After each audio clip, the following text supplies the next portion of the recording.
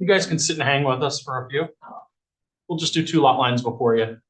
I gave you guys the new plan that came in the mail, and also the calendar for next year's schedule, so you have it ahead of time.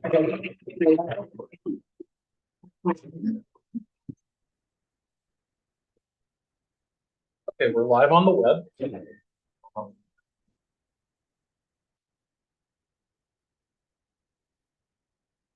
Turn it on. Yeah, we're on. I hate this.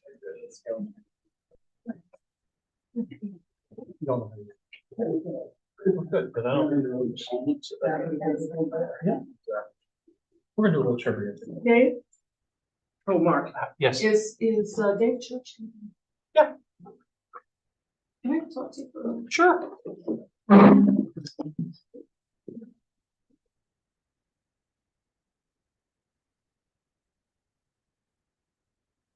Since I'm silent. Now we all gotta know. Don't look at what I'm thinking it.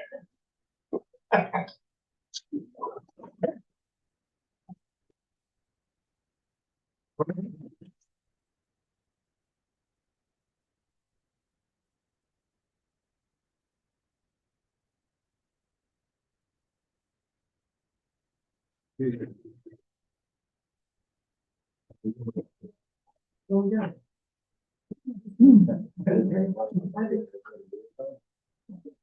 I can say, how are you?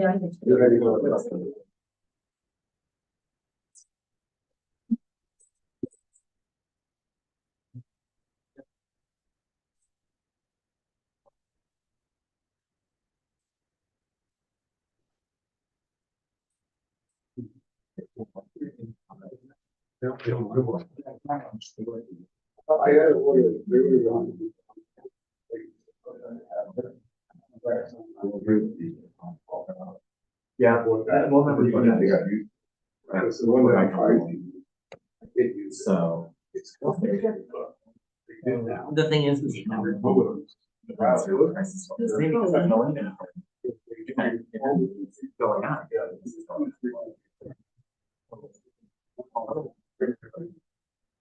I mean, you're having to stand. Yeah,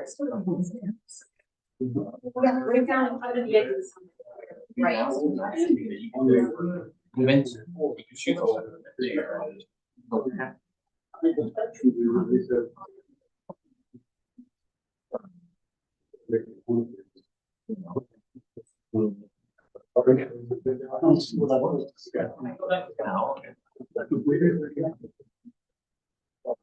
Right, but that's also the it's a big difference. Or percentage or certain things. You know what I mean? So,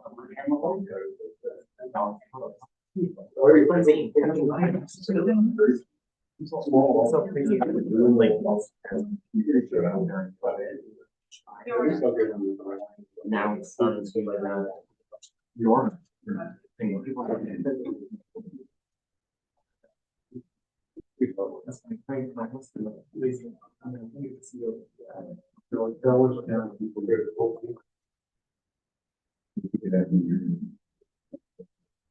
Well, I already. It's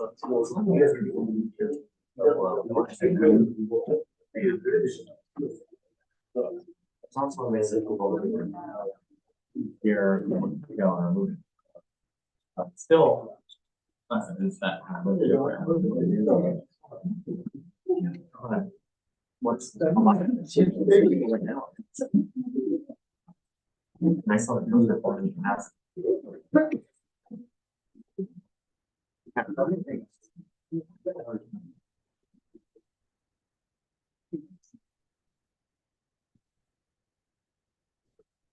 Right, we're gonna do sort of like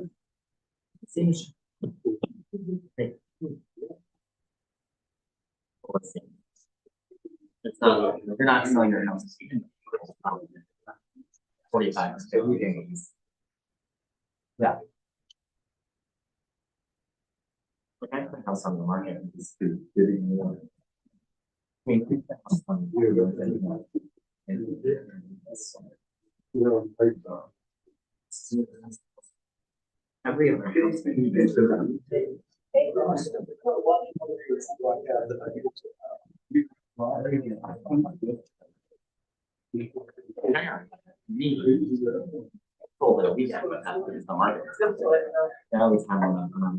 there. Just talking. If you are here for any public hearing, make sure you sign in at the door. There's 3 different sheets out there. We have the DeJager property, Hudson Valley Seed, and Mount Laurel Way. Hi. Oh, sure, absolutely. And we only the we're solar. Nice. On your bill. Hey, Dave. Well, You're in the wrong seat. I slide in the wrong one. Oh, I did. I'm sorry. Move. That's all right. Sorry about that, guys. A little. But anyway, you can't go.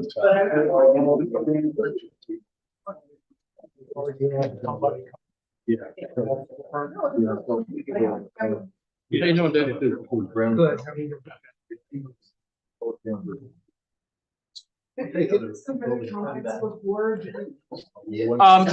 If you have new comments that you did not discuss the last one, then you don't need to. If you have something new to bring to the table, you're more than welcome to sign it. The problem is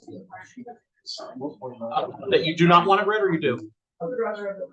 Okay, I didn't get anything, and our secretary's been out sick, so maybe you could forward it to me now. Okay, then just go ahead and sign in. Sorry about that. So you just have to make sure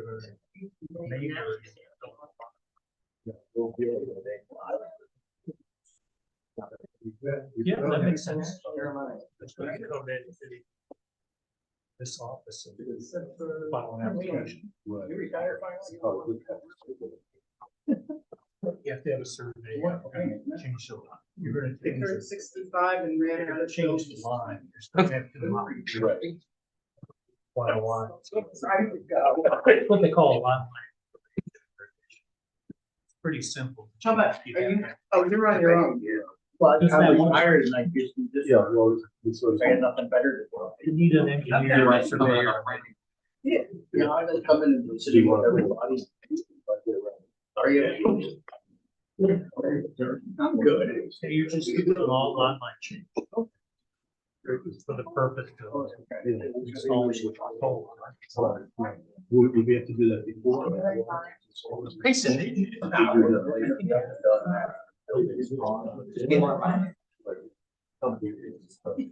until January. Well, you probably could do it simultaneously. Are you anxious?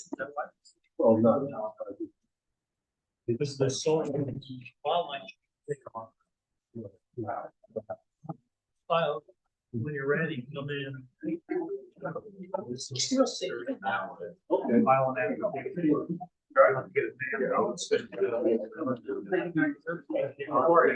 have 5 minutes now, I have 5 minutes. You know what I forgot to do? Yeah, sure. Yeah, they did your original survey.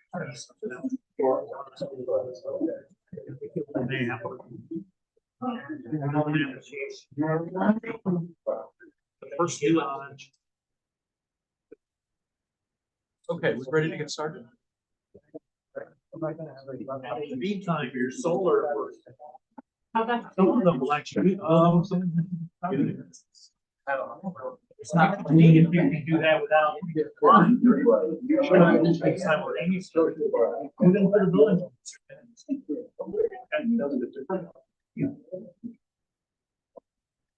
Okay, I have 6:30.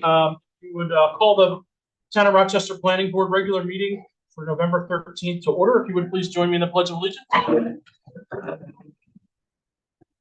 Allegiance to the flag of the United States of America, to the republic, and for God, principle, liberty, and justice for all. Thank you.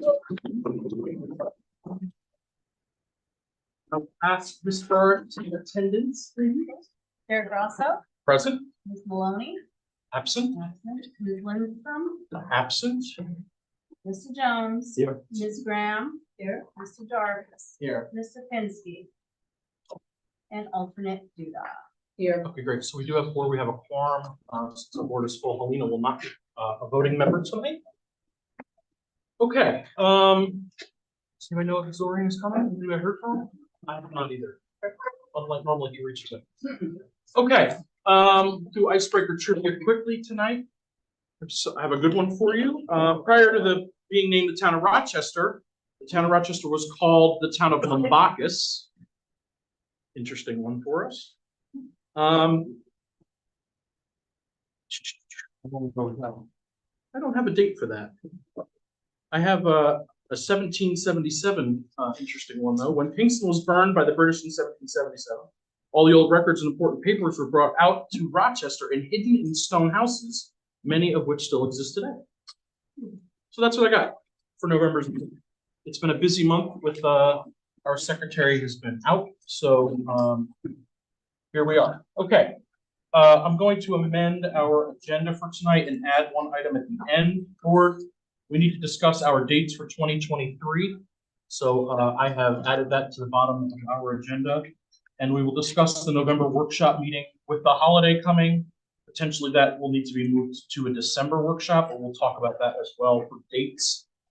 Okay, let's get started without further ado. First on the agenda is PB 2023-564 lot line improvement for John Dogar Marineska and Manuela Mihalescu. I tried. This is at 5858 Route 209. It's a type 2 action. Terry Ringler is here representing board. What this is I have a map for you. What this is a reapproval from 2010. The applicants went through this entire process. Maps were completed and signed by a previous chair. That should be good. And ultimately, the maps just never got filed as a county and need to be approved. So the application is very cut and dry, very straightforward here. I spoke with Mr. Ringler briefly today, just to ensure we had everything we needed. And everything looks okay. So again, lot line improvement. What we're doing is we're just shifting some of the density from one lot to the other. And Terry, I don't know if I had anything I missed. I think I might have hit it all. Well, the big thing is in 2010, this was an action that was brought before the board right after the change in the zoning regulations of 2009, Okay. where lot line revision adjustments or revisions were not required to be filed in the county. So when this was done, the maps were signed by the planning board chair, kept in the file, and we didn't have a requirement to file.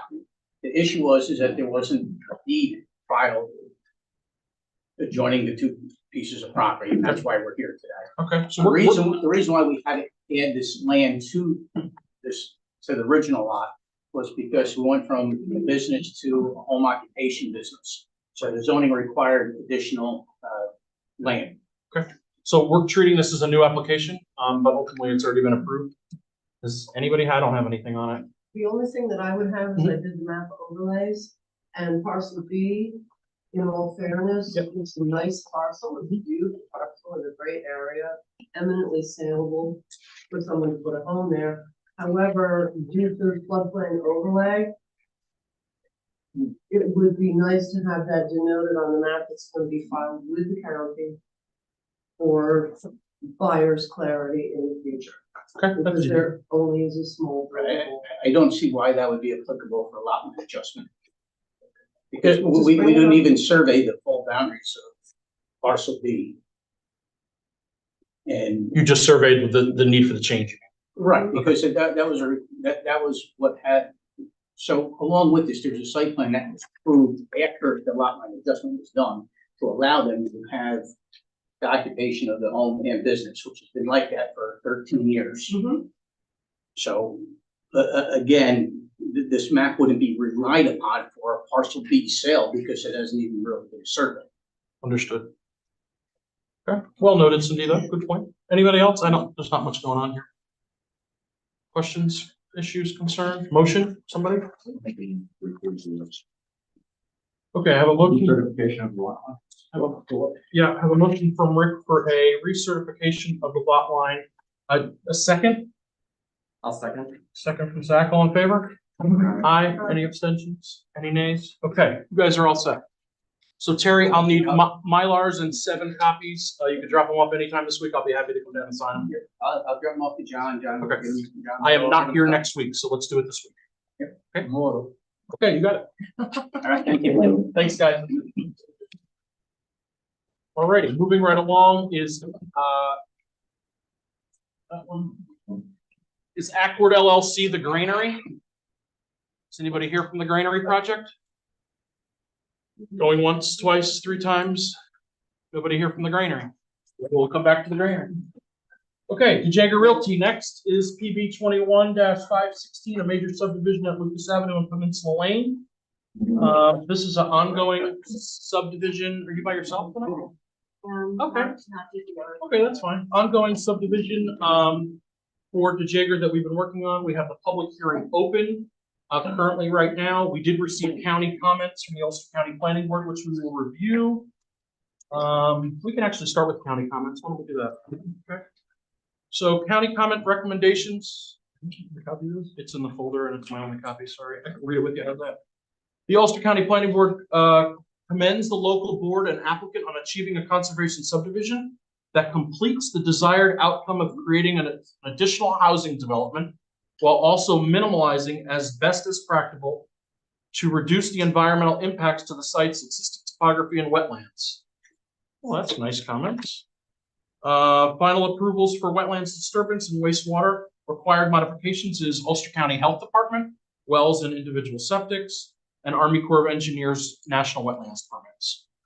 We did send this to Nadine for her comments, and she did provide comments into the folder that I already have, but all the comments were items that we've already discussed, which will be conditions of approval as we are required from the county, and we will get that sent back. So that's good news. Additionally, like I said, we have the public hearing open. If you have not had the opportunity to speak at the last meeting, you're more than welcome to speak today. All you need to do is sign in at the door. There's a sign-in sheet for you to sign. There's 3 actually for all of our meetings tonight. I'll read briefly the public hearing sort of rules and requirements. As we open the public hearing, here are a couple of items for the public to be aware of and recognize. The public hearing is for the public to express their knowledge and or input about this specific project. The board will grant public comment to community members who have signed up on the clipboard at the table located at the entrance. Community members who have signed up will be granted between 3 and 5 minutes per person to speak. This opportunity is not a question and answer from the board or the applicant. You get the opportunity to speak about the application and potential knowledge you have of the property. Comments should be related towards the health, safety, and welfare of the town of Rochester and this project in discussion. I know that most of you, some of you, I remember some of your faces, spoke at the last meeting. We do have all of your comments. That's great. If you have additional comments or something that you have not mentioned at the last meeting, more than welcome to go over that today, and we'll go over those now. So is there anybody here who signed in or would like to speak on the DeJager property? Hi. Your name? My name is Franny Hertz. You can stay right there, Franny. You're good. So this is a letter that my husband and I wrote. Sure. And he has sent it to all of you. Okay. So thank you for hearing us out. I think that my name is Franny Hertz, and my husband Iris Stern, who is a professional environmental planner. So he is more technical on the topic. I would be probably more emotional. So yeah, we got Iris comments today, and I was going to read them. So you're more than welcome to.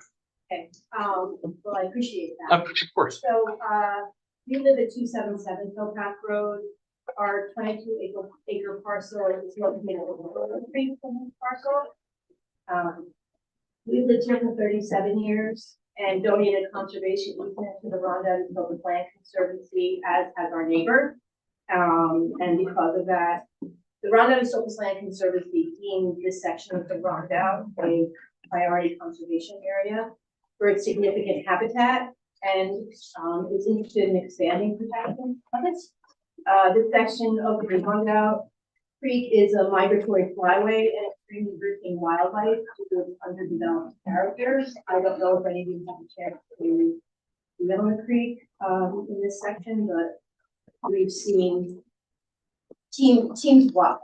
So I'm kind of here like the Laura in a way as well, because I feel like no one is speaking out about the wildlife and how it's being affected by a lot of the projects that are going on. So we're pretty concerned about building right on the creek. So it seems from the map, conservation areas on the proposed subdivision map, that the resources targeted are wetlands and the Rondout Creek frontage. We question any subdivision bonus be granted for conserving the wetlands on the property under the conservation subdivision provision, since this area is already undevelopable.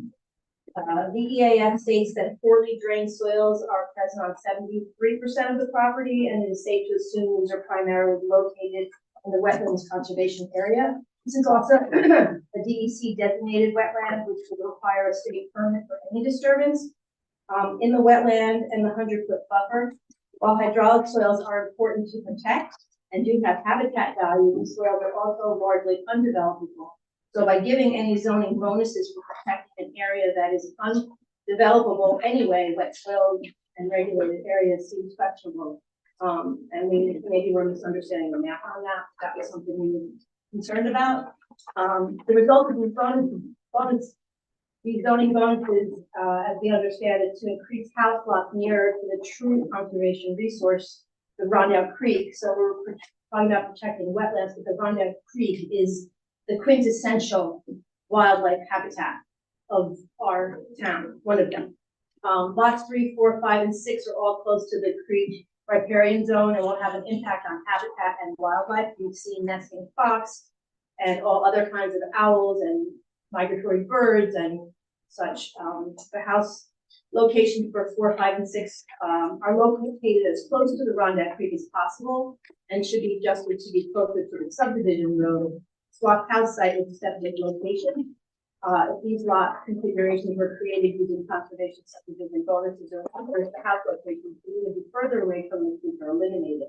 Lot number 3 is especially of concern because of an encroachment to conservation of the 2 conservation areas. Wetland and creek shown on the subdivision map. The buffer zone on the Rondout has a clear carve out for the house located on lot 3 and another carve out for the septic system for that lot, which is down gradient and closer to the Rondout Creek. The septic area will require those the septic area will require extensive tree removal of the riparian forest, and the house on lot 3 will be in plain view of those recreational Rondout and will undoubtedly disturb wildlife. The map proposed conservation area contains a marginal building lot. There is very little conservation here, if any. Provision 125-23L2B provides a guidance on the proximity of house sites to conservation areas. Here you are allowing an encroachment to the conservation zone and using locational criteria to justify this. The planning board should uphold the intention of the code, protection of open space with a meaningful conservation area on the creek. Lot 3 therefore should be eliminated and a true conservation area. No houses, septics, or forest clearings be adopted along the entire frontage of the Rondout Creek.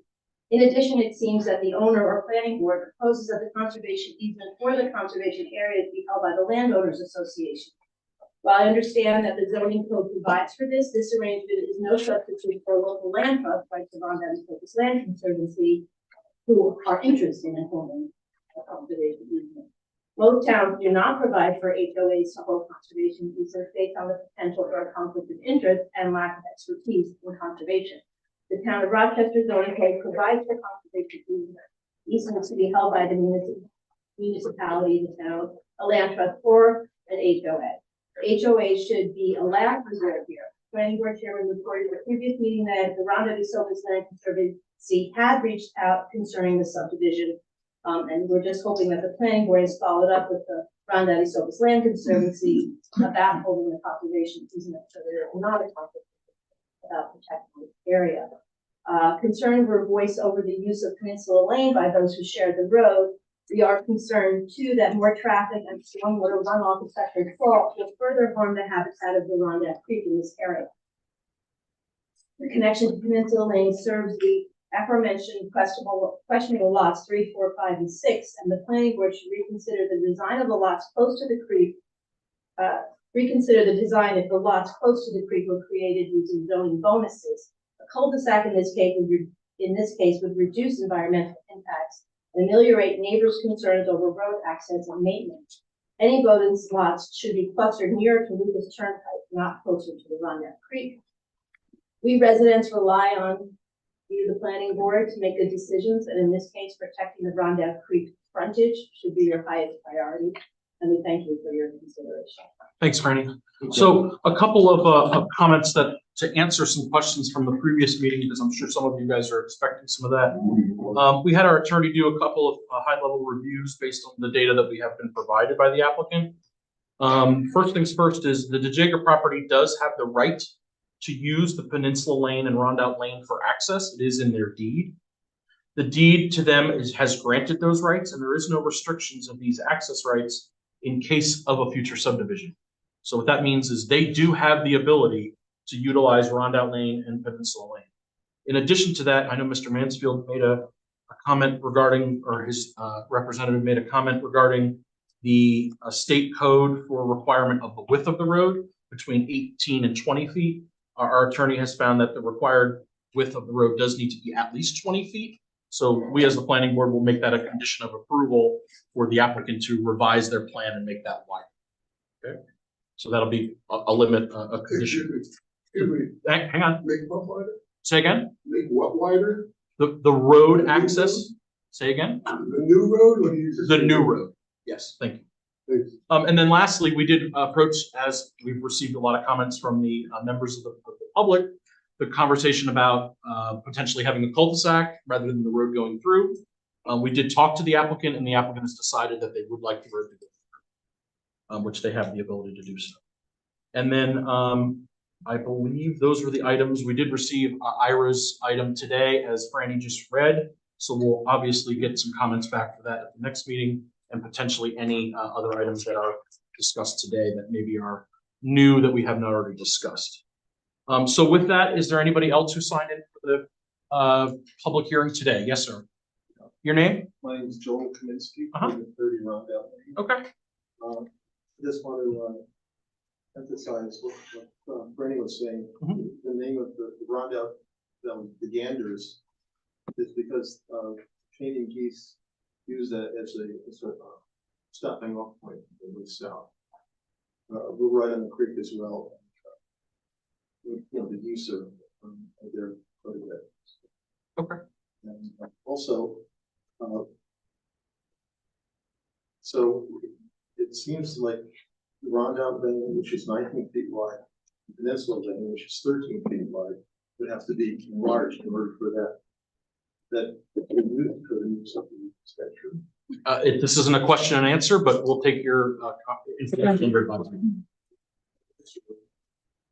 Subdivision would have to pay for that. That is correct. Any other comments or questions from people on DeJager? Mr. Mansfield? I just wanted to Sure. back up with Joel on the existing roads, that if indeed Rio Vista Road goes through Mhm. the peninsula, that the developer will have to improve Peninsula so that it's up to code, and probably have to include Rondout Lane as well. My only other observation is that I noticed that the county painted the white lines on the margins of, on the shoulders for Lucas Turnpike. And there is a curious break in the line where this road is proposed. So I just want to let the planning board ask you when Sure. rebuttal, is there an intention that this road will be public?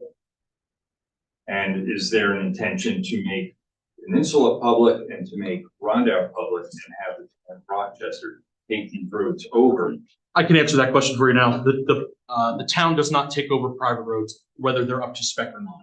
It's not something that they're interested in. It would require a whole array of changes. So I will confirm that this road is going to be a private road and it will maintain a private road in addition to the two you just mentioned, Rondout and Peninsula. So those will stay private. The break in the line, I don't know if that's because of maybe Ulster County Planning Board got wind of what's going on, or potentially there was a permit. I don't know. That could just be a sort of a fluke there. I don't know the answer. The road is on the parcel path Okay, as existing already. got it. Okay. And the last thing I would like to ask, is there any way that the residents of Rondout Peninsula can ask that construction traffic not be on that? That was the last thing I forgot to mention. So I did speak with the applicant and the representative about construction vehicles, and they have agreed that construction vehicles will not be utilizing the private roads or the access coming in of a peninsula or Rondout. They will utilize the Lucas Avenue access, which we will make a condition of approval as well, and they will have to stick to that. Keep in mind that once granted, if this project gets approved or denied, there's a list of conditions and items that the planning board, our consultants, our attorney makes on these projects based on their staging, their phasing, and how they are to carry out things. And there's what we call enforcement that goes along with that, whether it's our consultants are enforcing it or the town's code enforcement officer. There's an array of people who are watching this project as it goes along, the DEC, the Army Corps of Engineers. There's an array of involved agencies, Ulster County Board of Health, Department of Transportation. So there's a lot of conditions that each agency will have or that we will carry out to them that they will have to be enforced. So just keep that in mind as well. Absolutely. Anybody else on DeJager? Going once, twice? Okay. Thank you. I hope we answered some of your questions of the items from last meeting. And at our next meeting, if there's anything that's still outstanding, we will obviously answer those as well. Okay, we promised that and we will stick to it. Okay, board time. Where are we? Where do we want to go next? I was gonna ask you the same thing. Okay, so, I've got a couple. okay, I do too. Sure, go ahead. Yeah, absolutely. And I'll preface by going right to the end of what I wanted to say. We need a workshop, and I've been canceling for a workshop. Yeah, For absolutely. a long time, to have the time to go out and attorney and our planner and our engineers to talk about such things as the HOA and what we can ask for in the HOA or not. I would like to know at some point in time, not necessarily now. But Sure. did the applicant approach? I also agree with what's been stated here, and I stated a long time ago. It's insidious to have the HOA responsible. It's like having the fox go at the chicken coop. Not to say that they wouldn't do it appropriately, it's just to say they have no financial incentive to do it. Sure. And while we can require by law that they do certain things every year, who's going to check out on the fox, so to speak, or the chicken? So when we talk about that, That'll be a good workshop conversation. and in addition to that, a little bit concerned, all the private roads that we've approved over the last, since I've been on the board, 8 years, have been 18 feet width. In fact, I think we told the applicant that in your documentation that has 18 feet. I believe. To that, if I could. So I'm just wondering, the New York State Fire Code include heat at best. So I'm wondering whether or not we have the ability to define it as 18, not 20. We do. We are able to settle. They can ask for a waiver. We can, again, we can talk more about that. But if we have no ability to prevent them going through the peninsula to the other roads, Yep. then I would agree that we have to have those roads brought up to a standard as has already been defined in the applicant's extensive road construction And detail. documents that we have. Perhaps new base, I'm not sure. Can we do that? I think we should. And if it's not desirable for the applicant to do that, they don't want to do it, then we go right back to, well, then we can't use the road. It's not up to standard. And the wear, but hang on. You finish. The wear and tear on the road is going to be far greater than the expectations would suggest, but it's not good, it's not. So anyway, all these things Sure. need to be discussed in a workshop with our advisors here, Absolutely. telling us what's legal, what's engineering, what's feasible, what's good planning, yada, yada, yada. Cindy? And as Rick was saying, there's another facet of this as well, because the other two roads, they're private roads. They have road maintenance agreements. Yep. The homeowners pay for the maintenance of said roads. And this applicant does as well. And if this subdivision comes in, it makes sense that they possibly may have to upgrade the road, but they should be responsible for a proportionate cost based upon use of these two private Sure. roads. So Zach? that is part of the voting spree. Zach? Could I just ask? Hang on, let me just get Zach's comments. My comments just fall in the same realm of Jack and Cindy's about the road. So Nadine, I'd like we've to talked a comment. lot, so. Yeah, I'd like to comment on a couple of things. And I know that I submitted this, to Mark for his reference within the subdivision regulations. When part of this, accessing a private road, the planning board should send that application to the highway superintendent so that he may inspect, the condition of those roads. There's more than just one level of the condition that we are now. It's the condition that they should have been constructed to in accordance with that approved subdivision, because they are part of the approved subdivision. Right. So if those roads are found to be in accordance with those approvals, but still need Delinquent. some upgrading, that's different. But if they say they were constructed to that approval, but not maintained to that level, then, you know, there's some onus, not just on the that. So I did want to clarify that. Because Sure. that was part of the discussion, like, I felt responsible for everything, Right. and that's truly not the case. The other thing with private roads is that, yes, we designed this private road in accordance with the town of Rochester standards and their guidelines.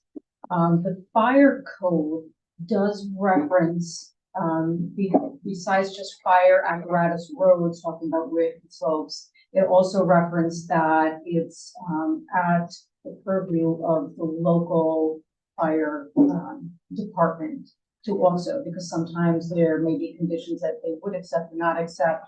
Would you know, we've done that many times between having 10% or 12%, things like that, may vary Yeah. from what is in that fire apparatus road. And it's very specific to the fire departments and districts because of the different vehicles that they need or have to access these roads. So that being said, this application and the road design had been submitted to the building department and the fire inspector for review with no issue on the width. Not to say, you know, widening from 18 feet to 20 feet is significant. It's something that we could incorporate, but I did want to put that out there that there's a conflict between the lay of the fire code and the zoning, because there is some room for local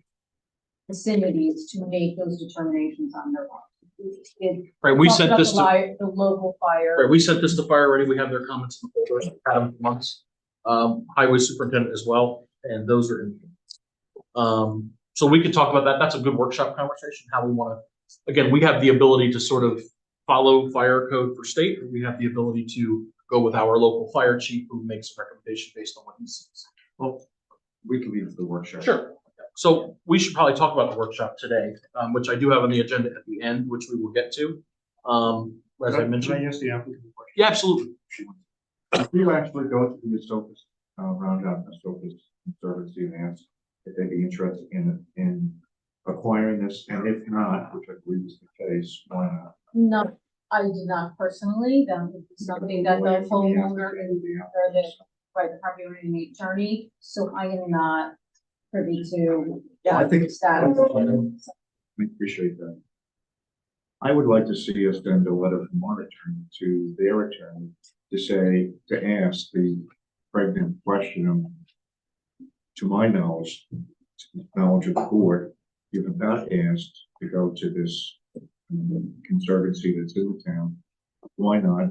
Or do you intend to? And if not, why not?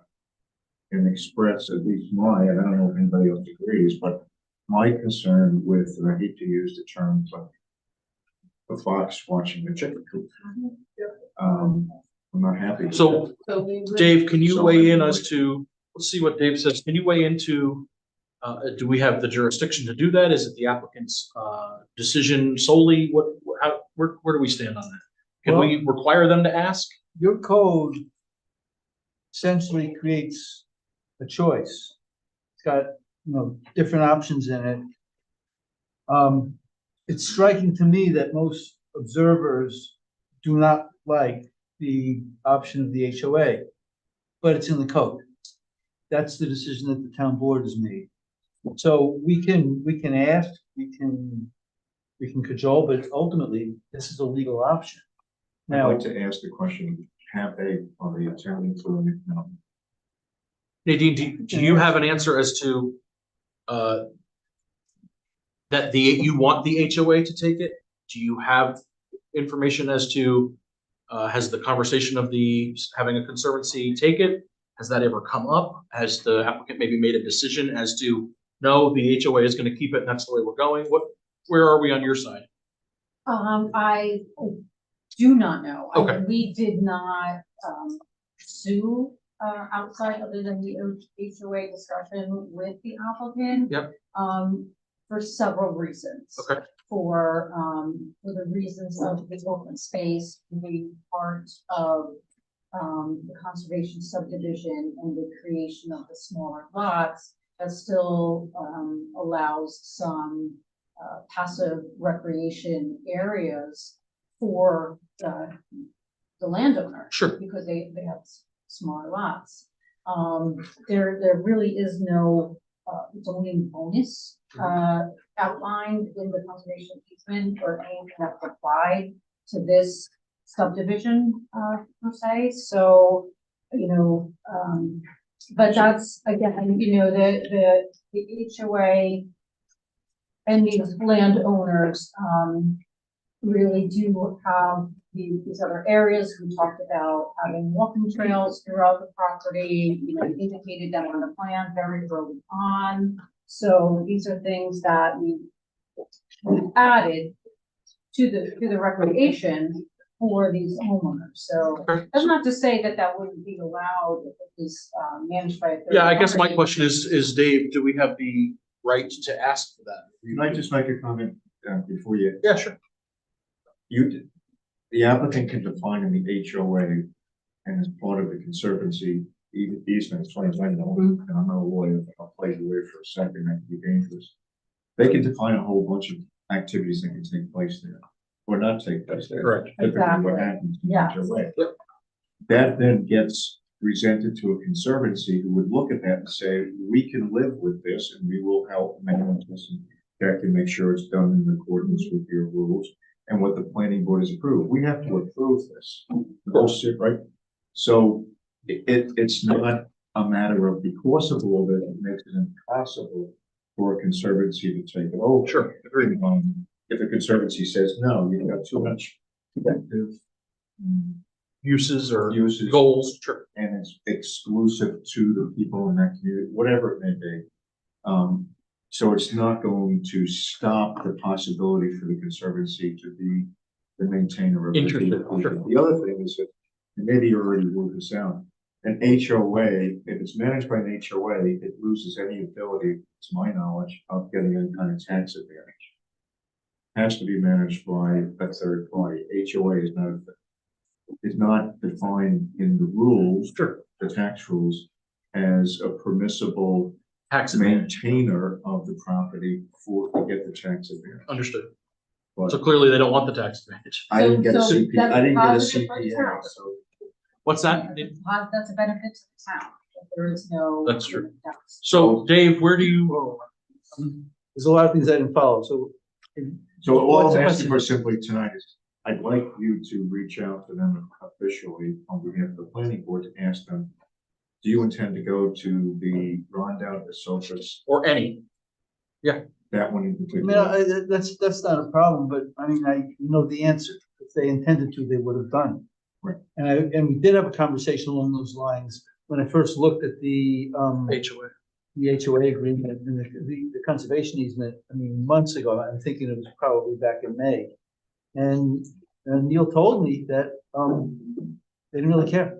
You're talking about the critical issue is for them anyway, is tax, as you pointed out correctly. They don't care about this. Income tax advantages. I don't know, you mentioned going to town, but we're talking about income tax. It's a state thing. And he said basically they didn't care. So we did have that discussion. I didn't press them like why or what, but, you know, this is a conscious decision they've made. I mean, it's clear to me. It's been months, we've, at the public hearing, people mentioned it, it's been mentioned before. Like I said, I mentioned it way back when, because at the time, Patrick was very upset about the inconsistency with the state provision, and I was explaining that those two do different things, but obviously we're better off if they, I want to keep it a pregnant issue if you would. And I can run it by him again, but I'm not anticipating he gets further. Regardless of the answer. and Okay, then the issue, again, probably workshop, because we could spend the whole night perhaps on this one. We can discuss it But, more detail. you know, the whole business of who brings the road that exists and existed on that previous, who brings, who's gonna bring that road up to, you know, anticipating the additional traffic that that road is going to incur because of the 10 additional homeowners, there are 2 cars per home. I've been on those roads. They're well maintained for the 2 or 3 or 4, whatever number of houses are already on that road, but not well maintained sufficiently in my view. Now, which brings up another issue. You did go to the highway superintendent. Nobody in the highway department is an engineer. And so making sure that those roads, engineering wise, can sustain the kind of traffic that we're going to be getting or is going to be incurred on that road as a result of the desire to go through. That's not something the highway department is sufficiently. unfortunately, it's their jurisdiction, unfortunately. Well, you know, at what point does the planning board have to say, this is not good planning, guys?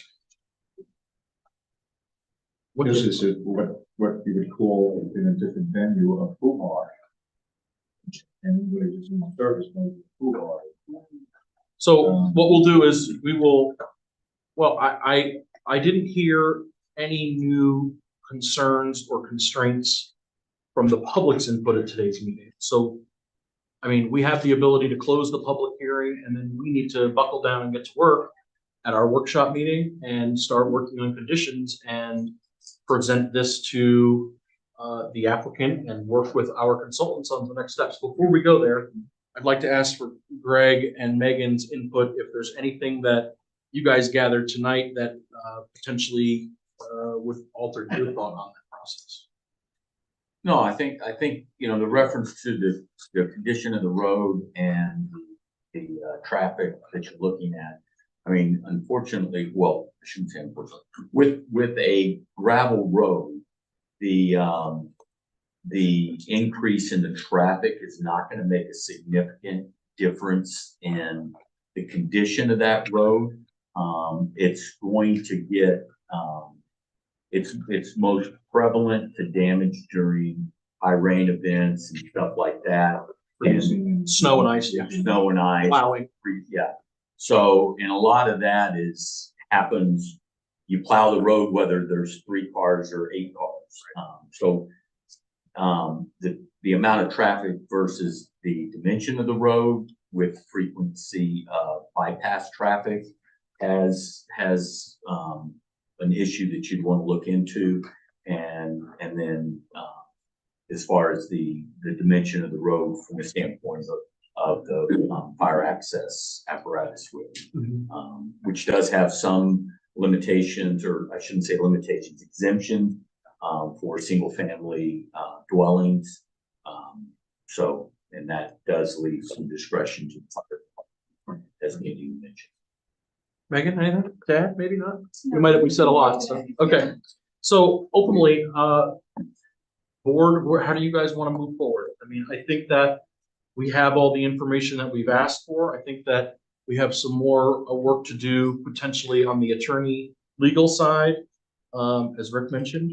And I think that we have a lot of work to do as planning board members, where we need to start thinking about getting some conditions in mind as to how our approval and list is going to look based on the information that Nadine and the applicant has provided. So, I mean, I would be okay with closing the public hearing if you guys. Sounds like a yes. I'd be okay also as long as we have an agreement that if we need to extend it beyond the 62-day limit to continue our discussions.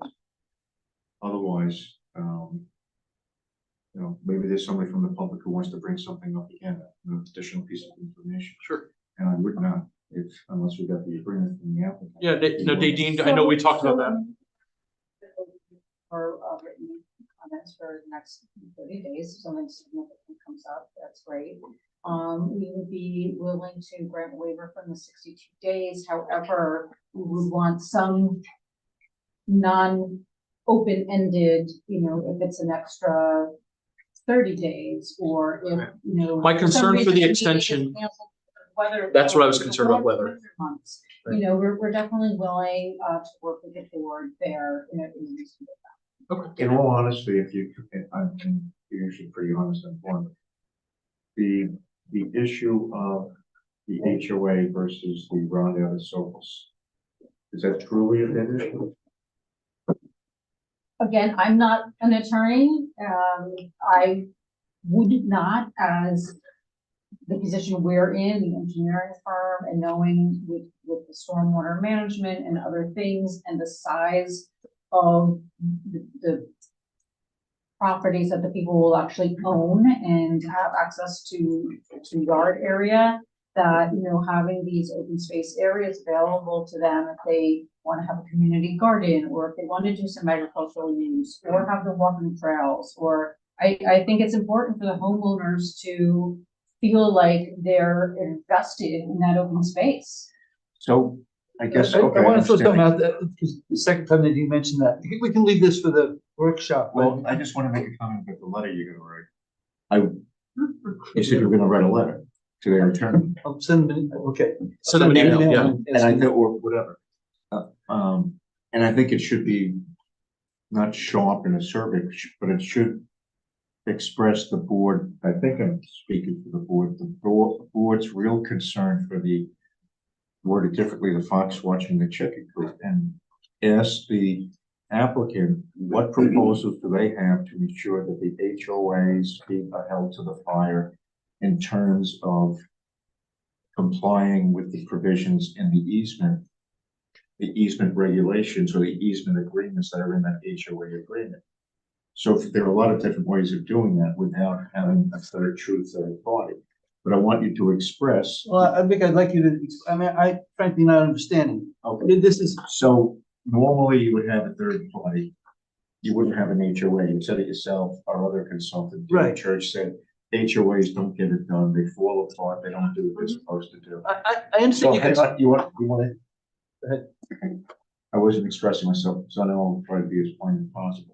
One of the thoughts that I have, and I think maybe some other members of the board might have, is that we would have, quote unquote, in perpetuity, the HOA would be required to have somebody like a CPL come in and evaluate whether, or some party come in and evaluate whether they're living up to all of the codicils in the HOA agreement with regards to the environmental constraints or the environmental items that have been included in that HOA agreement, whether it be walking trails, whatever it is. The town, if we granted this additional density or change in density for each of the lots, if we did that on the basis of this being managed as a true subdivision easement, how do we make sure that it is maintained in a fashion that historically HOAs just don't do? And so most towns don't have HOAs as the recipient or as the keeper of the environmental easement. Okay. Is that clear? Yes. Okay. But it's important to understand at some point, the legal complexity stops. At some point, there's an answer, okay? And the question you're getting at, and the answer we're talking about is, who's the enforcer? That's actually a pretty simple question. Now, you're actually combining it with another issue, which is what are the rules that they have to comply with in the HOA? And there's different types of rules, like areas they've got to stay out of, for example, on the ground, or procedures they may have to go through to make sure that they're doing the right thing. We can write a bunch of those into the conservation easement, although we probably ought to start thinking about what they are. Yep.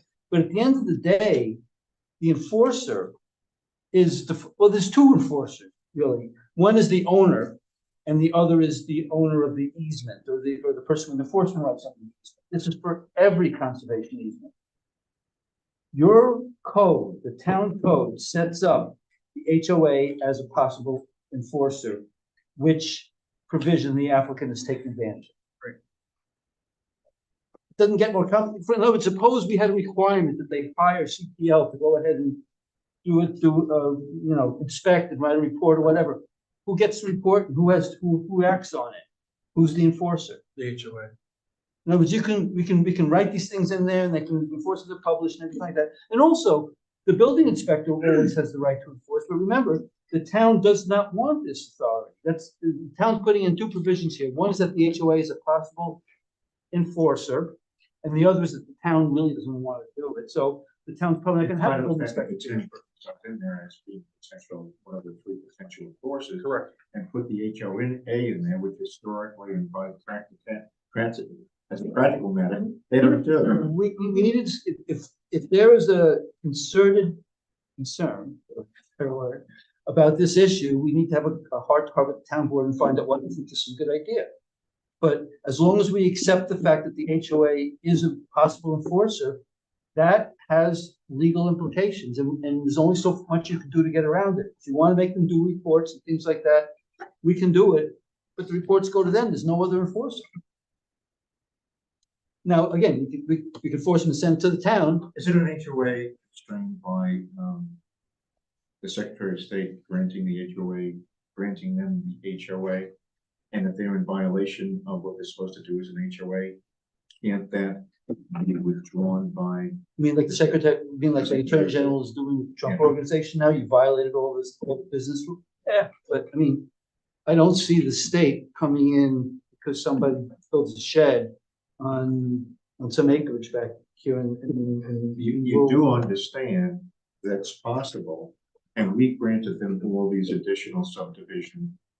There's nothing, there's. For whatever reason, the No, town has there's decided they don't nothing. want to, this, I guess, the attorney general will enforce it. So this is the opportunity we have now is to designate the enforcer, but the code gives the option of the HOA, and they're taking advantage of that. And if you want to try to think through the rules that we can set in place to try to, make that better, we can do that, but ultimately they're enforcing those rules. That's the structure here.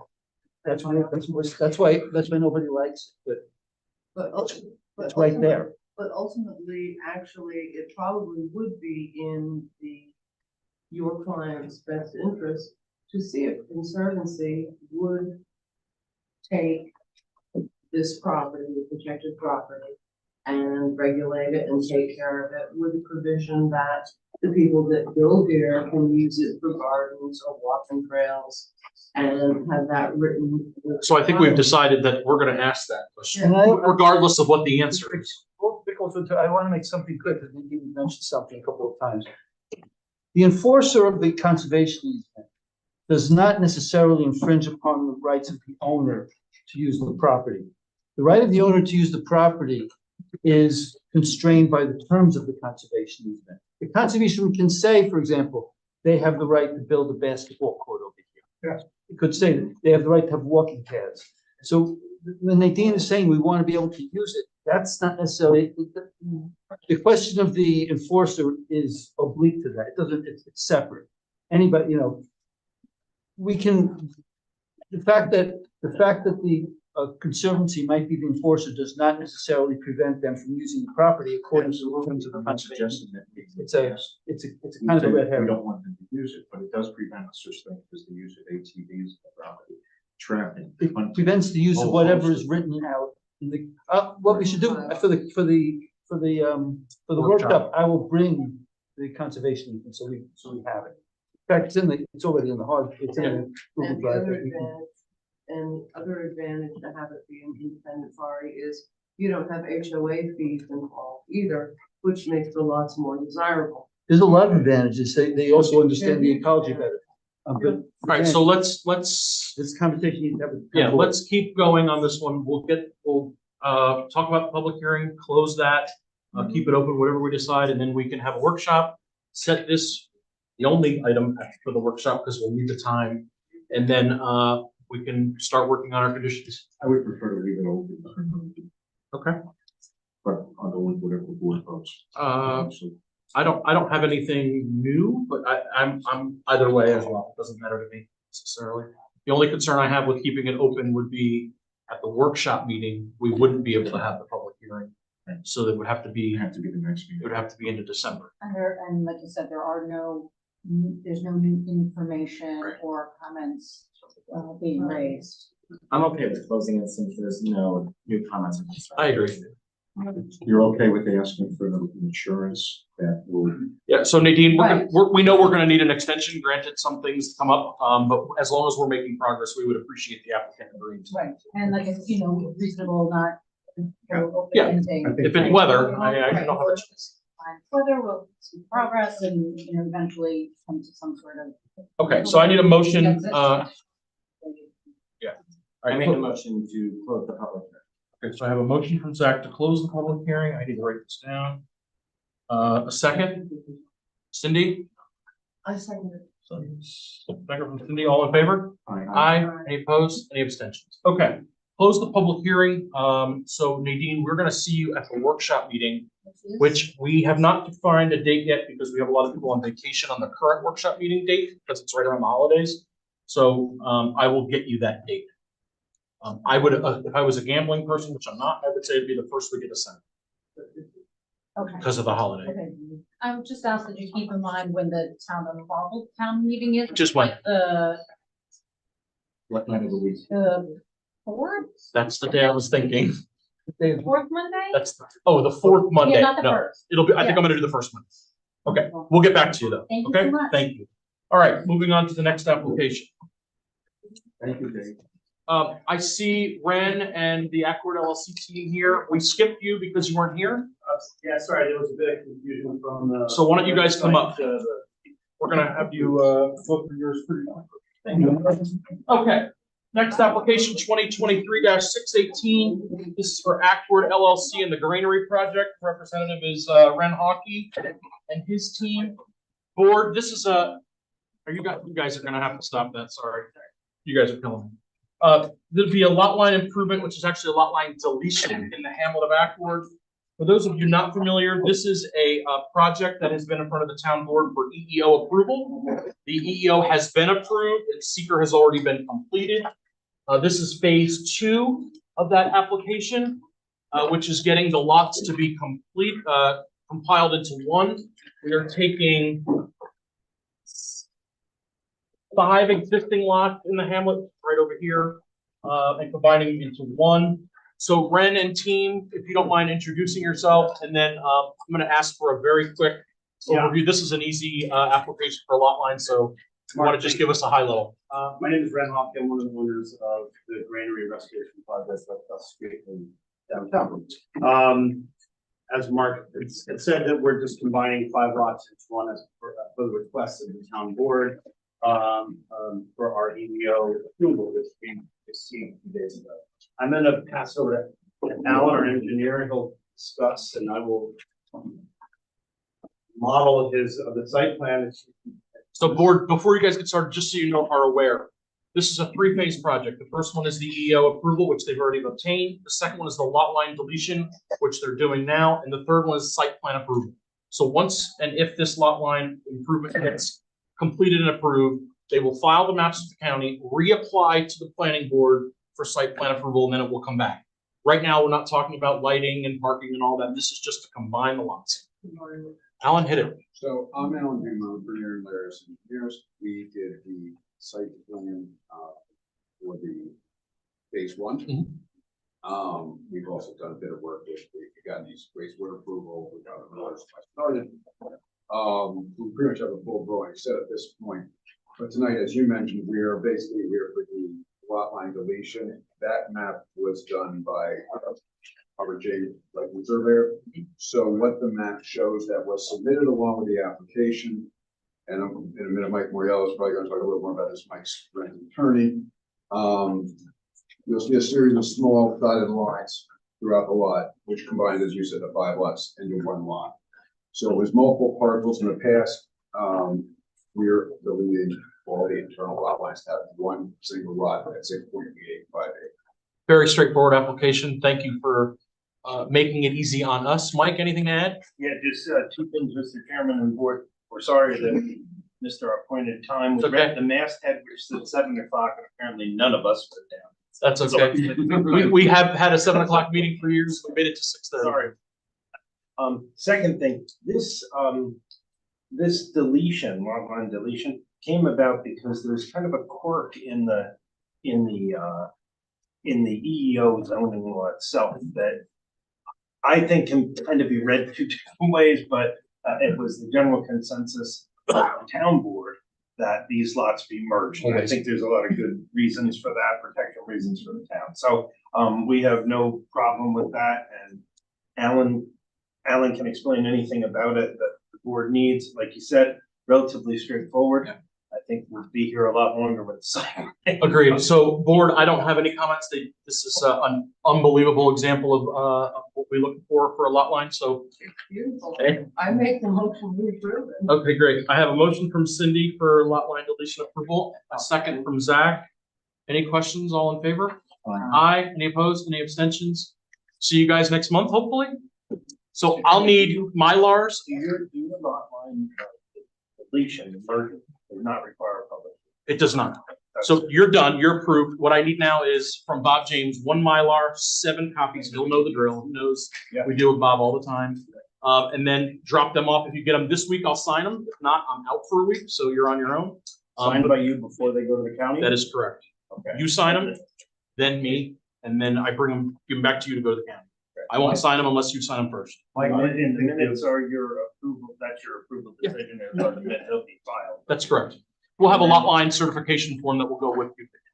And then for the site, you want us back as soon as. Right, so site plan, as soon as you get that filed at the county, you can take that survey from Bob and go back to the code enforcement officer and reapply for site plan approval. If you do that by, if you do that by, if you get all this done by Monday of next week, you'll be on December's agenda. Yeah, we need tax. If not, then we'll see you in January. Okay? Well, thank you very much, Lord. Mike, before you leave, Yeah. just mention, I'm wondering if instead of rushing them to get here in November, Yeah. if they're ready sometime in December, I'd like to see at the first meeting of business for us, that we get a long dissertation. Oh, great idea, Rick. So Dave, we know this is coming for the EEO project for site plan. If you can start working on getting the ideologies of what we need for an EEO site plan approval, which is a little bit of a different animal. If you could start working on that, then we can get that list going. And then when we go to Greg, we'll be ready to go on our I side. don't want to sit here at the first meeting and debate about. Yeah. What do we do versus what we have? Absolutely. But Mike, you're the. That'll just make it easier for you guys. You're the artist around this, so maybe you can help us. You got plenty of firepower with Dave. You're in good hands. All right, so we'll see you. I'll see you guys sometime in the next 7 days, and then we'll go from there. All right. Thank you so much. You guys are all set. Okay. Thanks. Okay, Austin and Matt, the next application is 2022-188.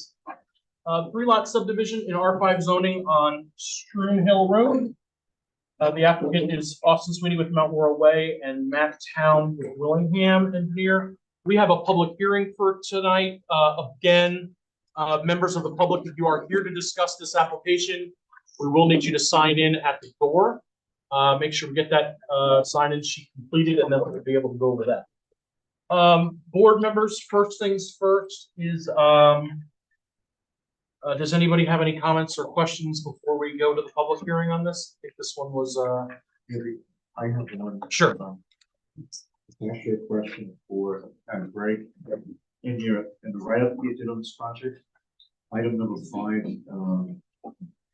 you wanted some additional information.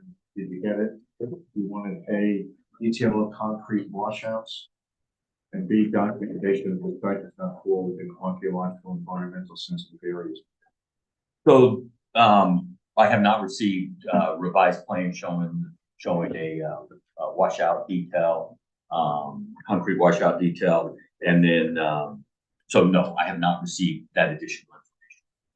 So sure, I don't have a problem going forward with public hearing, but before we close it. yeah, I'm trying to see where those items are, because I know that the applicant It was submitted. dated, Greg's memo was dated November 6th. No, I know the applicant responded to Greg's comments already.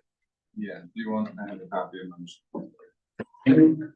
Greg, was that just a high level review or? Yeah, well, and that's a minor detail. Okay. I mean, it's not something that, Needs to hold anything up? right, concrete washout, is required, and it's just having the detail. Okay. Yeah, I had noticed something, but Yeah, but the detail is now on the plans, okay, and I included it in the response letter. okay. And Greg, part of your review, the road that's going up to the top or to the back parcel has a number of culverts going under the road at different. You're satisfied that those culverts are the right size, given the slope of the land and the amount of water that's coming off? That hillside. I believe you commented on that. I believe you commented on that. See the comments from him on those? I didn't comment on the culverts. I had somebody else in my office looking at the SWIP and the stormwater, so I would have to get back to them to confirm that they. Also, Okay. it just get Confirmation that I'm that. sure it's fine. Yep. That was really the. Yep, number 5, the applicant's consultant has provided a SWIP defining the erosion and sediment controls require. As part of the SWIP, please provide the following. So the concrete washout and the documentation that the site does not fail within archaeological environmental sensitive areas. So it looks like you've peeked at it. Yeah, fall. You said fail. Cool. Fail with. Oh, I'm sorry. And I'm like going, did I? Oh, fall, sorry. So There should be a C there, which says. other Right, culverts no, sufficient. so again, I had somebody else in my office looking at the stormwater, so I'll have to ask them if they confirm that the culverts are properly sized. Okay. All right, so you need to get back to us on your review then. Yes. Cool. All right, so we'll open the public hearing, and go from there. Is there anybody here from the public on this? I do have a spiel to read if I do. If not, we'll just keep going. Anybody from the public? Once, twice, 3 times, Mount Laurel Way, Spring Hill Road, last chance. Okay. I guess we'll open it and then we'll close it. Make a motion to close. Thank you, I Rick. second that move. Open by Rick and it's closed. Oh, I'm sorry. First by Rick, second by Cindy. Close the public hearing. You have that? Keep that one. All in favor? Aye. Any opposed? Any abstentions? Okay. So I don't have a decision for you tonight. I did have a decision, but because we need some more information, we'll have you first on next month's meeting to have that. Okay. All righty. Otherwise, you guys are all set. Yeah, thank you. All righty. You're welcome. Thank you.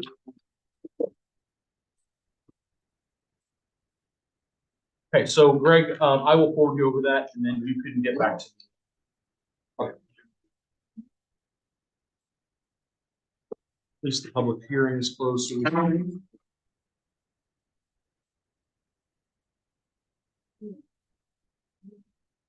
No. How you guys doing? All right.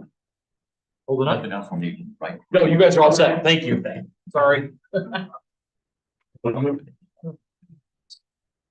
Okay, next is Nadine again. Carrie and Nadine and crew, Planning Board 2023-478 for site plan approval at 4938 Route 209, which is Hudson Valley Seed Library. We have a public hearing to discuss tonight, and we have a couple of outstanding items that we talked about at the last meeting we can converse about. Board, I have some good news. I have comments that came back from HPC, which is a nice thing. I reached out to Deb Bettenbach directly. She was very confused as to why she was doing it. She didn't know what she needed to do, so we sort of got her up to speed. And they did a site visit, which was very good. And then I also have county planning board comments, which I will start with now before we go to public hearing. So on the county's comments, the county, Nadine, I've already sent you these and you've responded, thankfully. On the comments for Hudson Valley Seeds. The county comments were, the Ulster County Planning Board is pleased to support this proposed use, which preserves local farming land and retains a growing, successful business in our community while minimizing environmental impacts. The final health department approval is a required modification, which Nadine, we do have in the file. Thank you for providing that, which is the proposed septic for an approved final permit from Ulster County Department of Health as a conditional approval. So great news from Ulster County Planning Board. We're 2 for 2 with them, so that's great. HPC comments I have, which are will read them.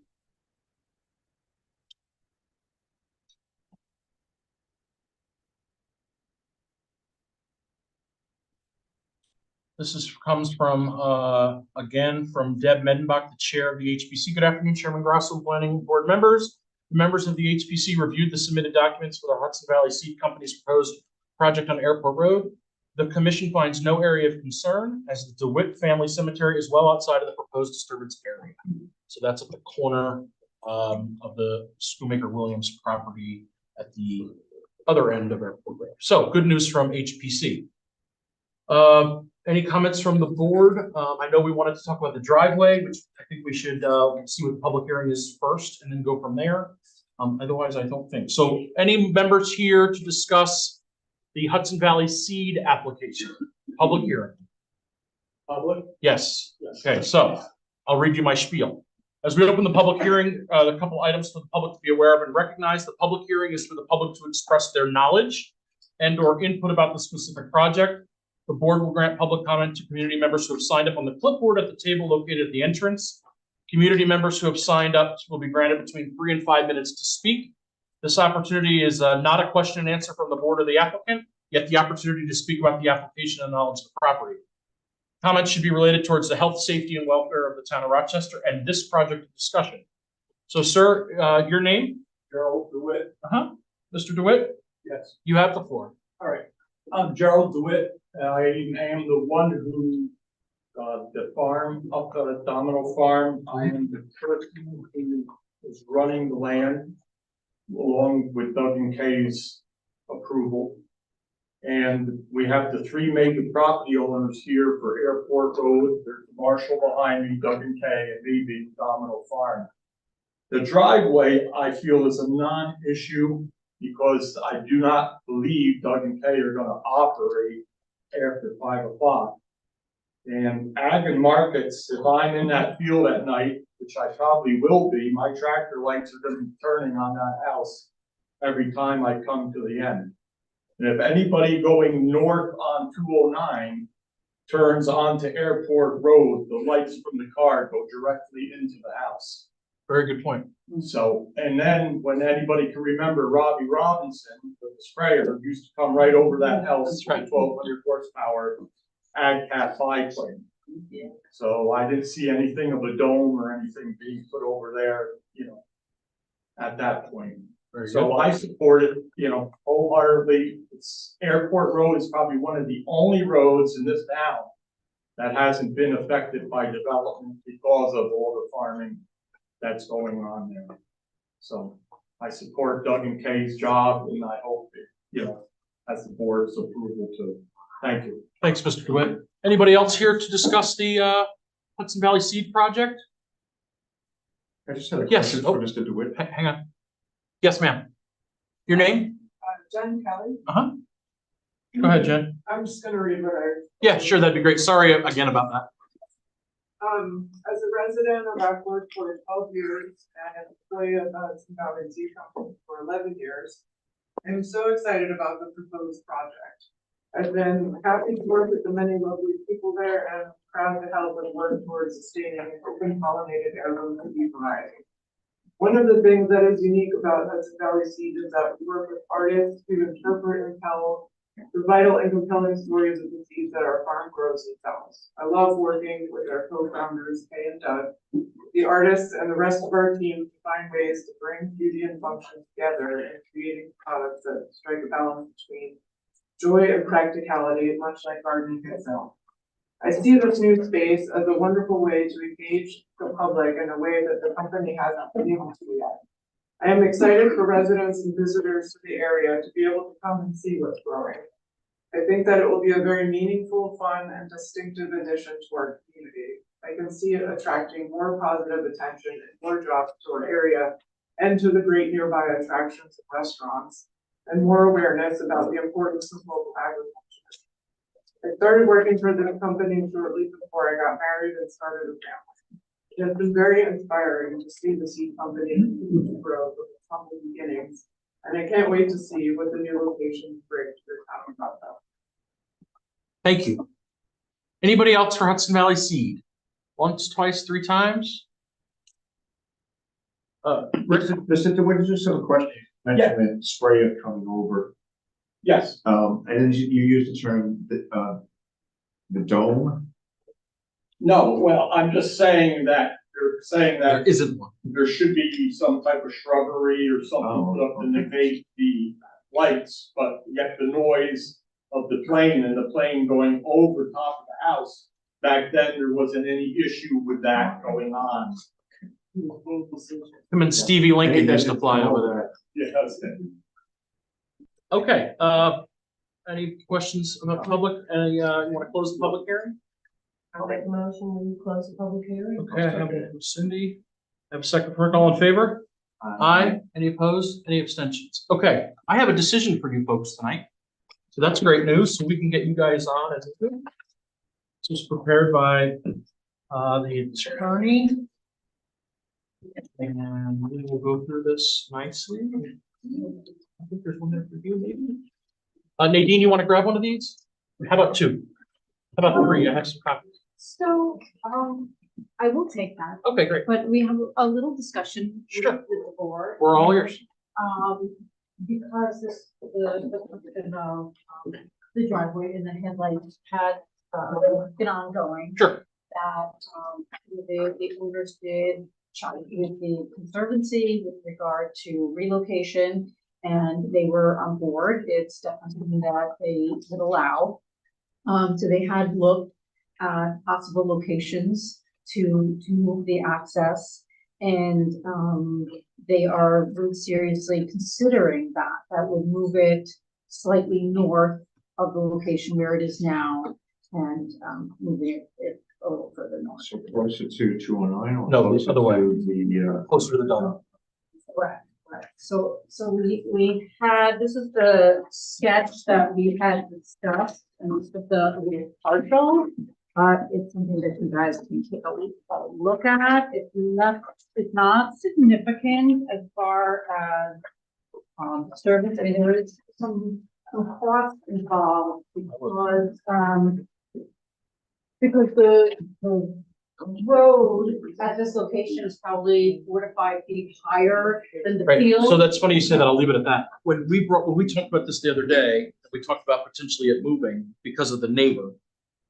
I drove out there and I looked to see, okay, let's just move it 10 feet higher and closer towards the dump. And you made up a good point at the second meeting when we brought it up, saying that if we did that, the sight lines potentially could change because that's much higher. Right, we took a And closer look at. After I'll go on the record, after I saw that, I think that that's more of an impact adversely to move it because of the sight distances than what the neighbor's effect would be. And obviously the neighbor's not here or didn't care to make a comment because we didn't receive one in regards to the headlights or concerns. Right, So well, I, in my opinion, I think that as it's proposed right now, I think I like it better than what the adversely affected would move if we moved it. So I'm all ears if you guys want to move it, but in my opinion, I think it would be adversely. well, what's your comment on the site plan? Could you actually measure it out? So we went out there, I know they had gone out there and mentioned this location, we went out there too, and basically, we did not measure it, put in the location and observe each direction. And, the visibility is good where we're showing it, it's still fine. They have had some conversations with the neighbor across the street who has concerns about what's happening at the site. So he did express that to them privately without coming to this meeting. So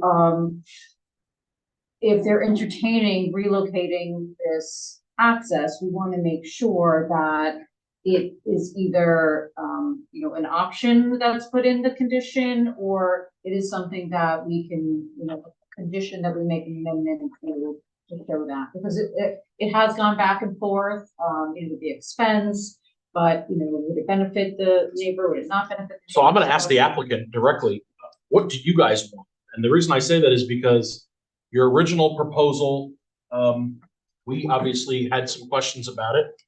I've answered it for myself that, the concern that I had, which I don't think is a good idea to move it. That's just my personal opinion. Do you guys want to move it? Do you guys want to take the neighbor's input and make What is your guys' goal? Well, a good idea or not a good idea, technically and, by meets and bounds and Right. foots, does it work? Do we still have good sight distance?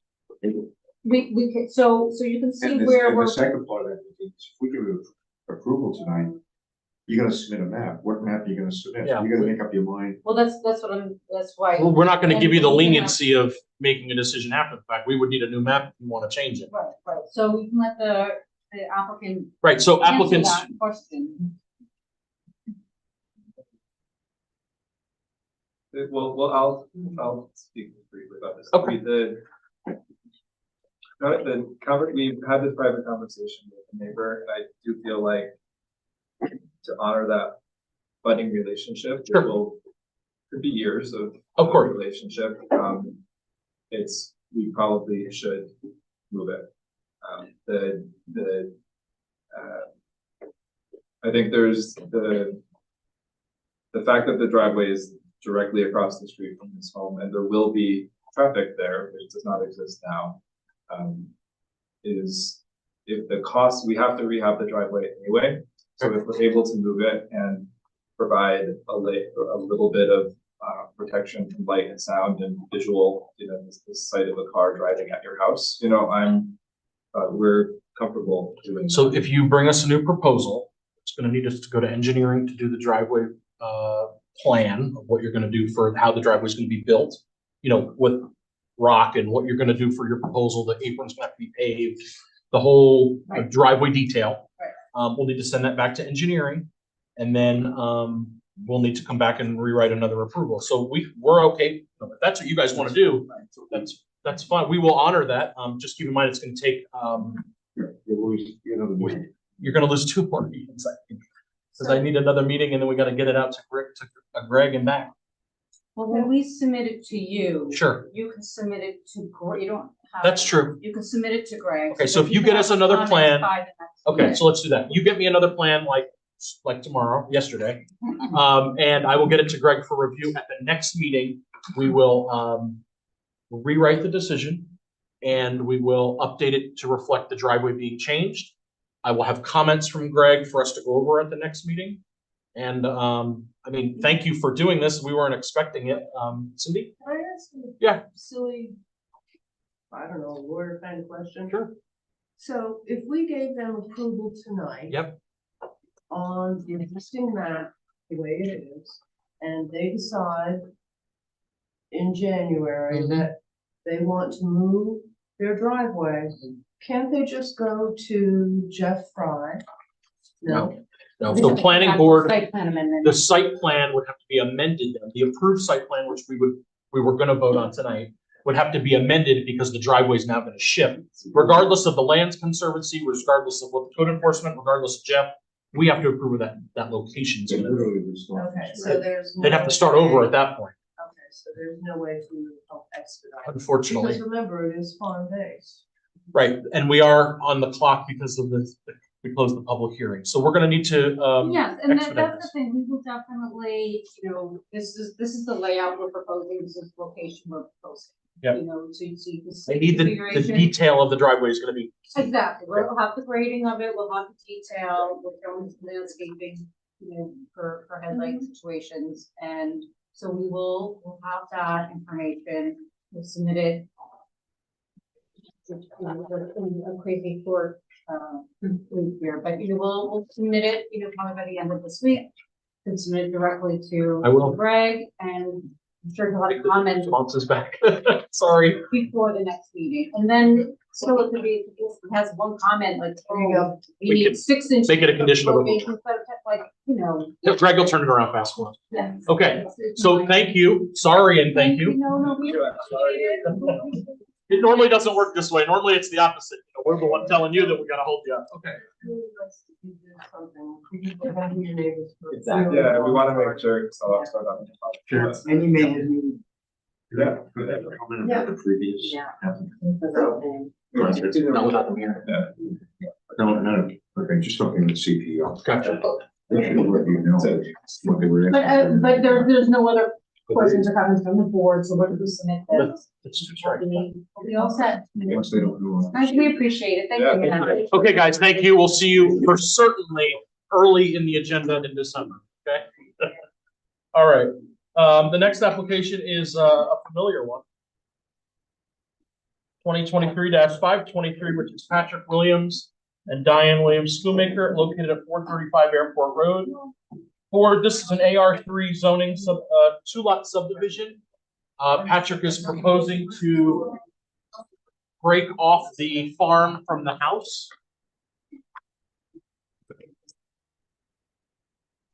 Dave, we're gonna need an escrow on this. Don't forget. Rick, all those coming in. Okay, Patrick. Now that you're over there. First of all, I'd like to apologize in advance for anything that I said or done that has caused confusion. Okay, that's all right. My attorney Harvey and I will clear up anything later on.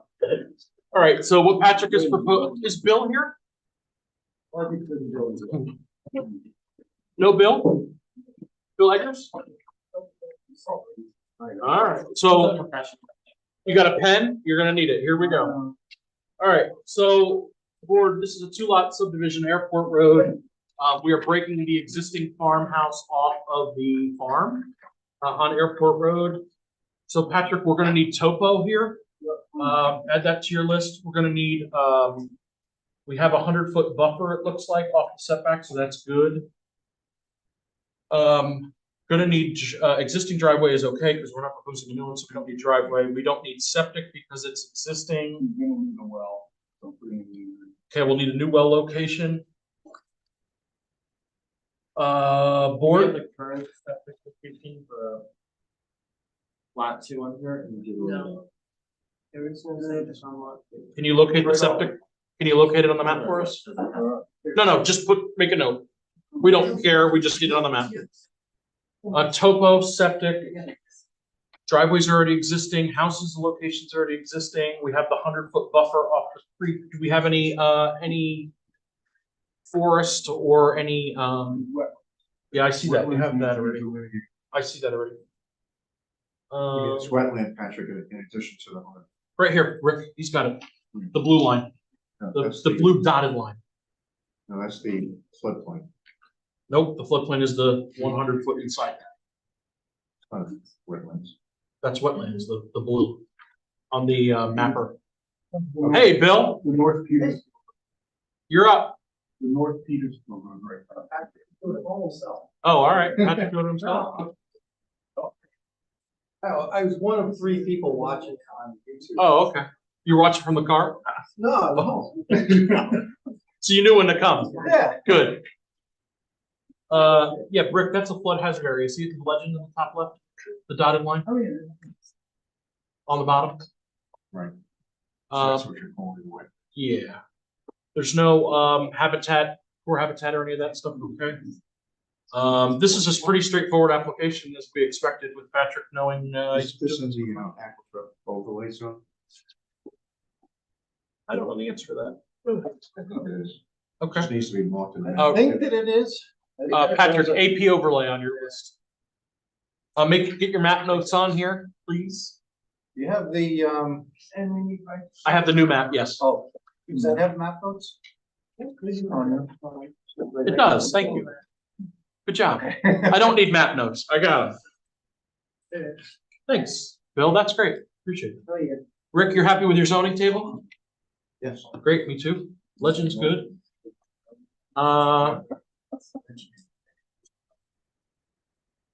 Questions, problems, concerns? I mean, granted, we received this in a timely fashion. I'd be okay with setting this for public hearing at the next meeting. Unless you think. Once we get the map. We need the map. Right. So if we could get the map by Monday of next week, we can set this for public hearing. And what, He has a list. oh, okay. It's not much. Topo and a couple other things. A well and septic. Topo, well, septic. We need to circle around the well and septic for the For the existing ones. distance. Yeah. they're all. It's all existing, It's so- all existing. You need the topo since everything's existing, I do need topo, unfortunately. Sorry. because everything's on there, so. Yeah. No change, no physical, anything happened to the property. Correct. But if we can set public hearing, then, I mean, we don't have really a lot going on here, so I'm okay with setting it. Okay, so Patrick, you're on the clock. I need two things. First of all, I need escrow also, so we'll do $1,000 escrow. You can make that payable to the town of Rochester. Sure. That'd be great. Drop it off with Jasmine. Dave will do his review. Dave Church, start on this as well. I'll need a motion for public hearing. Make a motion, second public hearing. Okay, I have a motion for Rick. I think it's the 11th, actually. It's the 8th? No, the 4th was Monday. I'm sorry. The 11th, yeah. Okay, December 11th. I have a first from Rick. Second. Cindy, you can't go. I need your vote. Second from Zach. Well, yes. Okay, all in favor? Aye. Any opposed? Any abstentions? Okay, that was fast. Bill, you're up. Don't go anywhere because you're staying for the next one. Okay, Patrick, thank you. I'll take the maps back, guys. Maps back, please. You can write it down.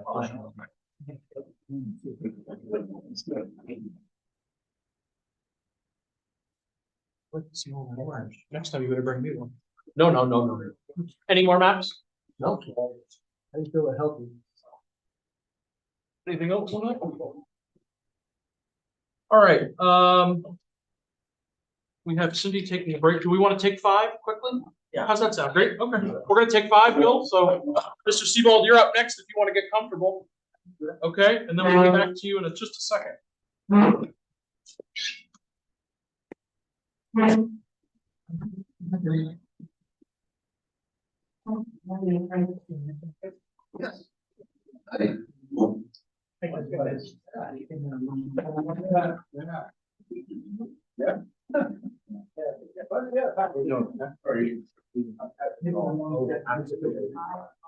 no.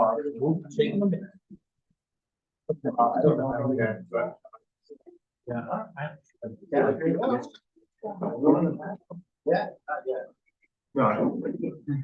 No. Sometimes we have on there, like. Owner's name, developer. Yes.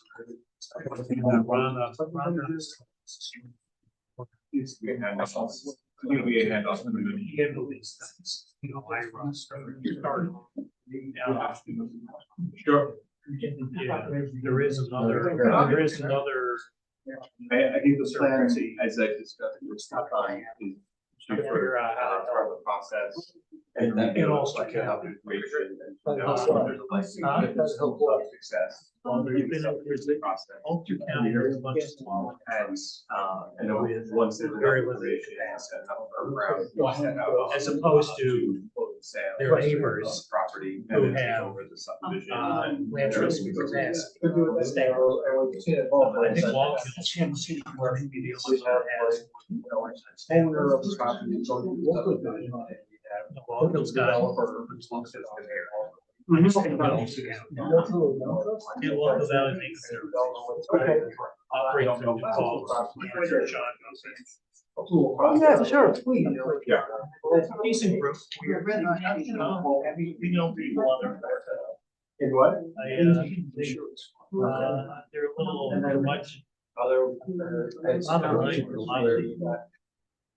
Almost completely approved as, okay, now, change the name on the map. Sure, well, I'll get a write a check. What is that? Yeah. Whatever that. Right. So you guys can give me that advice. There's no. I mean, in the process, I have to start over. Right. Well, I think part of it was the Rana focus. So there wasn't any formal land trust. Somebody's saying that I'm working. And I think we should. Sure, it's got this. Sure, it's got. I appreciate from him. Wonderful. explaining the process. I was telling operators earlier that I've done a lot of really projects on Long Island, but, we're dealing with. Paving goes Pieces. to November first. Much different process. I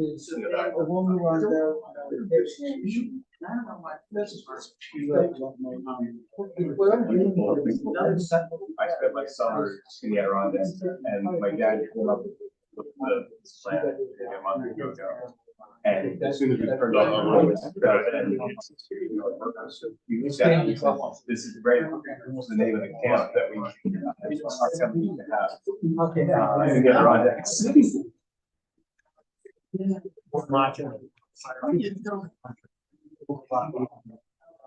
Yeah. It's like with the Adirondacks, 370 miles Yeah. from my parents' house. Yeah, to my and I parents' house. And it was too far to do this, and I have two, I have secret on Long Island, it's like, you can't really face it. Okay, we don't have a decision. Yes. But the idea of being 2.5 or 3 hours. We don't need to. Yeah, we can leave on a Friday afternoon. Oh, yeah, we always have, shut up. That's the We'll get a couple. But of from my understanding, this applicant's been very When we got to that one, I was kind of like. Okay, you guys ready? This could be. Okay, you guys ready? Go ahead. Okay, the next application is 2023-598, which is a minor subdivision on Camp Adventure Road. There was an error in my agenda originally with the address, but I fixed it on the ones you guys have in front of you. The representative is Mr. Sebald, who is here today. Two Mr. Sebalds that are here today? Yeah, just one. Mr. Sebald is here, and Bill Eggers. And yourself? I'm Patrick Nolan. I'm sort of in process of purchasing. Okay, understood. Those are for you guys. This is for you. Alrighty, Bill, you want to start us up here? Yeah, this is kind of a very basic preliminary plan here. Okay. Really just put it out here to kind of get things rolling, get some feedback from the board on, what's the feel about this. Until we got too far into it, so. So my comments on a high level is this is a private road. Exactly, and that's why one of the primary things is that I wanted to get some feedback on what does the board feel about the potential of doing something like this. So the board would be okay with this, with any subdivision on a private road. The issue is that there is a road maintenance agreement that was filed when this original subdivision occurred. If there is not, that's okay. Then all members on this private road of Camp Adventure Road would have to agree to allow this to be subdivided. And if so, it needs to be 1, in writing, and 2, we would need a new road maintenance agreement prepared by the applicant's representative or your attorney with their signature on it before we could even actually go forward. So that's the process of a private road re-subdivision. You would need that for every owner on the road? Every owner on the road would have to agree that there's going to be a new road maintenance agreement, number 1. And number 2, that they are going to sign on to that road maintenance agreement. And we would need that in writing. The reason that we can't go forward without it is because if one person says no, we're wasting your money. That was my next point. Was it, and if nope, if one person says no, no. Now I can't imagine that they would. They would probably want to be on a road maintenance agreement. I would think, but I've seen it happen. Sure. So without wasting time or money, we can't go forward without any more items until you sort of have that nailed out. How many people are on the road maintenance agreement? There is no road maintenance agreement, but the number of lots that are actually on that road. You didn't survey everything, obviously. Yeah, you're probably 5 or 6. Well, on the whole road, because this road goes. Well, no, you have ski slope, and then you have Camp Adventure. All the way out to the town road. Right? So Ski Slope Road is a private road as well, so you need the road maintenance. Yeah, so we're looking at. Wait, is Ski Slope Road, I don't know the answer. I don't know if Ski Slope Road is a town road or not. No. It's not? So everybody's got to sign it. That's what I'm gonna say. Just looking at our index map here, I'm seeing, I don't know, 30. Roughly, 40 is the number that I Counted? No, I spoke to one of the neighbors who kind of runs the informal. Who plows it? The road, Takes care of yeah, it, sure. the neighborhood roads association, but it's like, I think they have 40 people, 40 plots. That was, my question was gonna be, is it the ones that touch the piece of property, or it's everyone that, everybody on the road? How you know the answer to that is everybody who has either a ski slope or camp adventure address. That's your one. Well, the first problem, I guess, is that I think what I was told was that there's about 40 plots and he's only got about 30 participating payers. Okay, so you only got 10 doors to knock on. Yeah, I guess that's a better way of looking at it. Or letters. Than 40 missing. Right. Holy smoke. Yeah.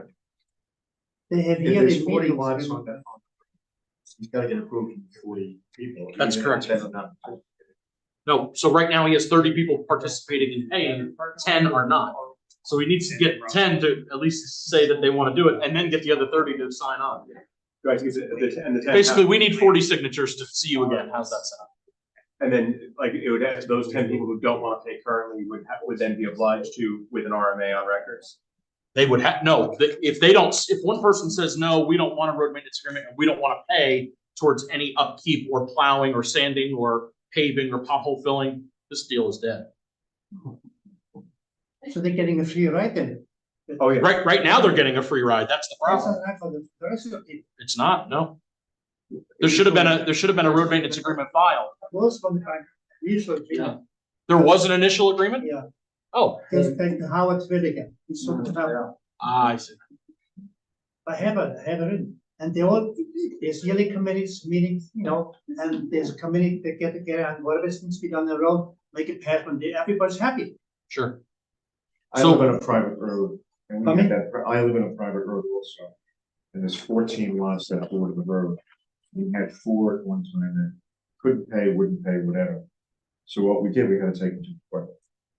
Take them to where? We had to take them to the town court.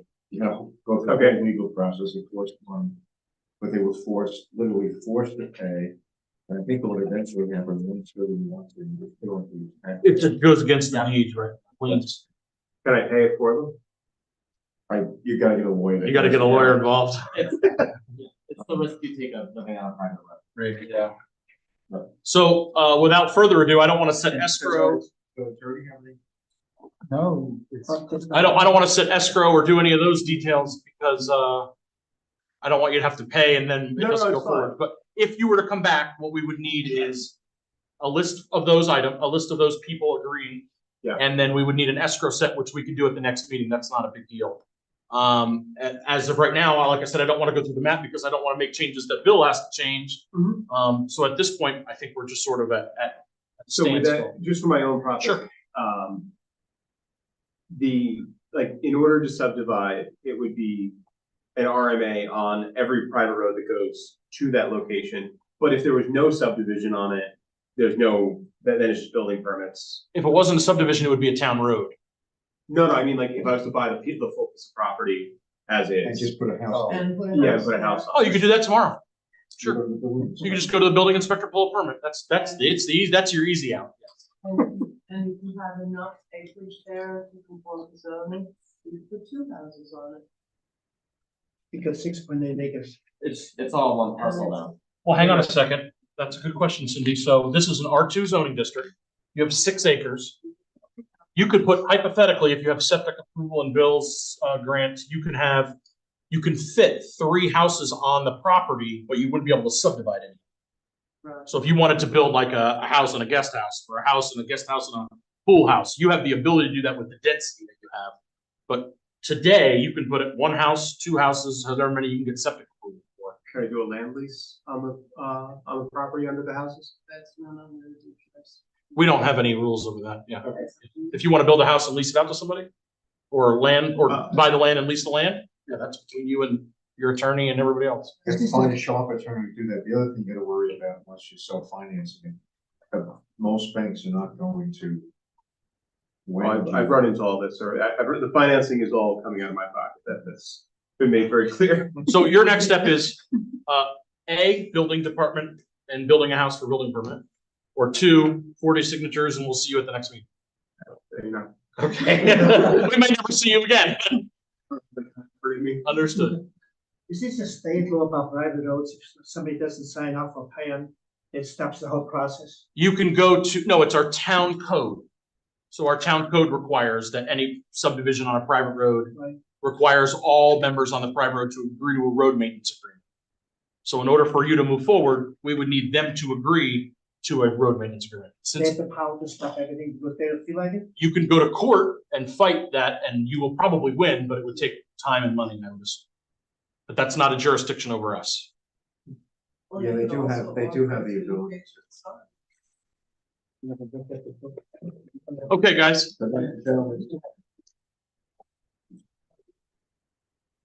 They can't stop you from doing that. Okay, Thanks very much. absolutely. Thank you. We'll send you the bill. Bill, I think, Bill, you're not done, but there's an intermission before. Right there? So you can slide over and we'll get the next one. The next one is 2023-618, which is Rock Mountain Farms. Karen and Howard Osterhout, Representative John Post. This is a TBD Roberts Drive. We'll let them get settled and I'll give my spiel on this. You have maps, but I need them. Maps?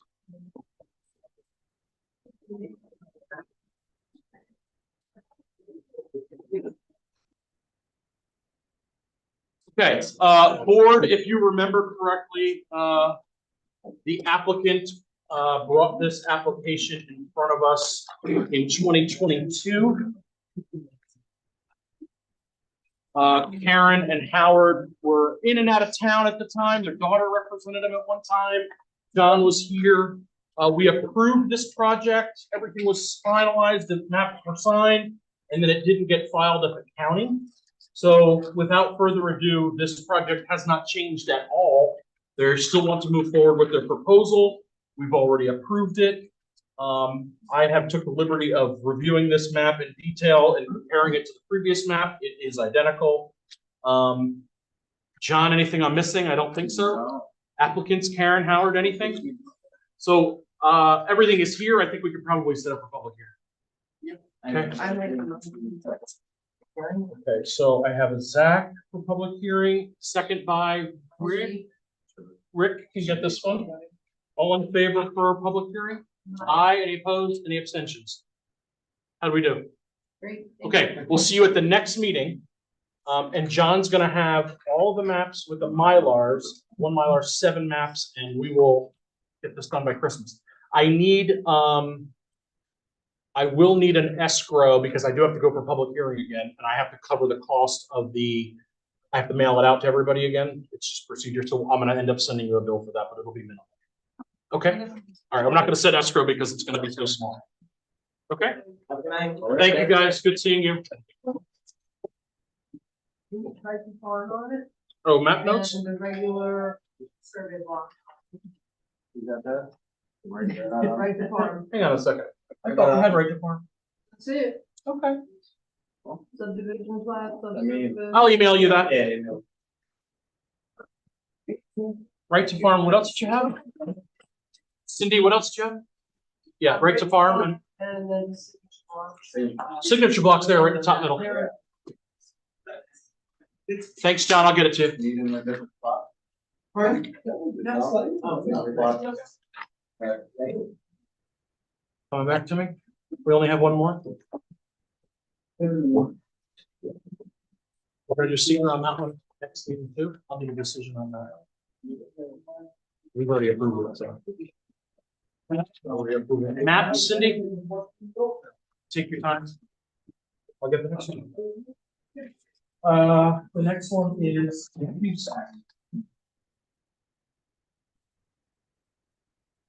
Cindy, I'll take that map back. No, I'm gonna give you this one too, because I gotta bring them all, I'm gonna pull them all together. Promise.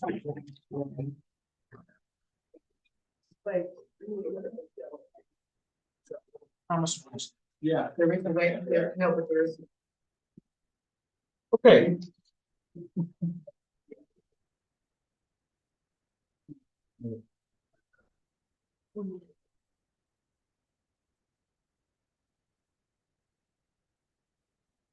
Guys, I'm gonna have fun playing with this one.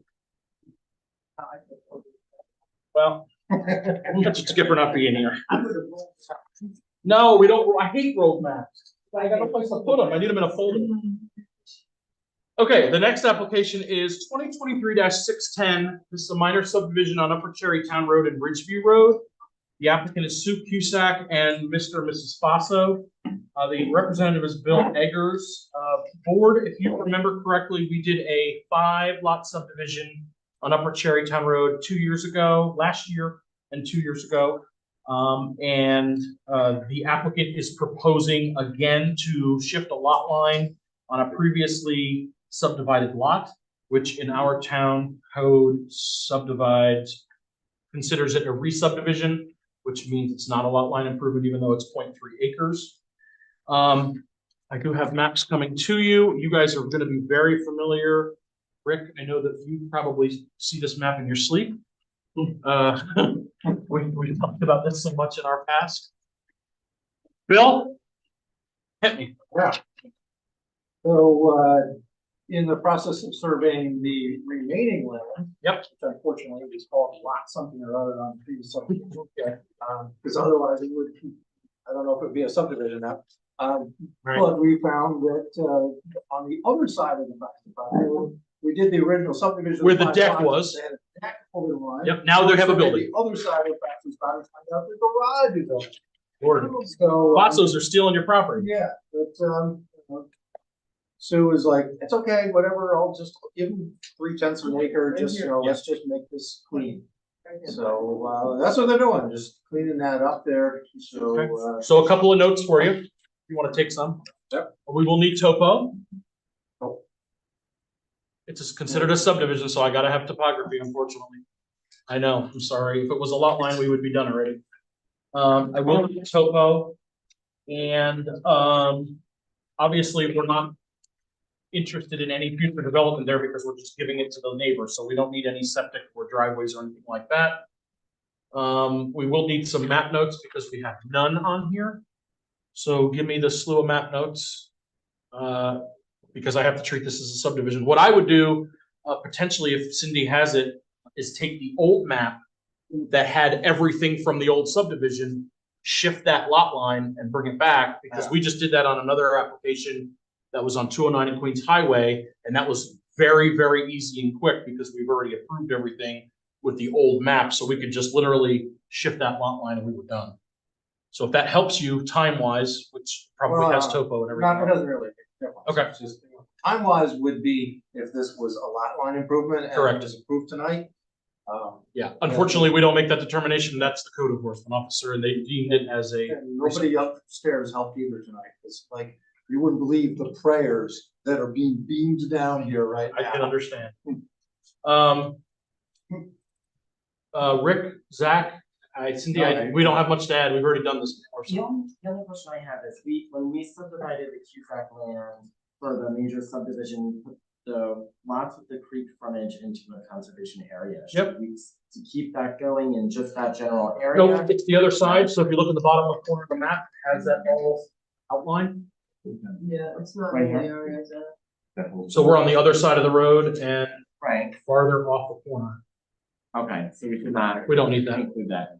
Not by code, unless you guys want to see it. Well, if Bill does. If Bill takes the old map, yes. Take the old map, yeah, I wouldn't. Sure, okay.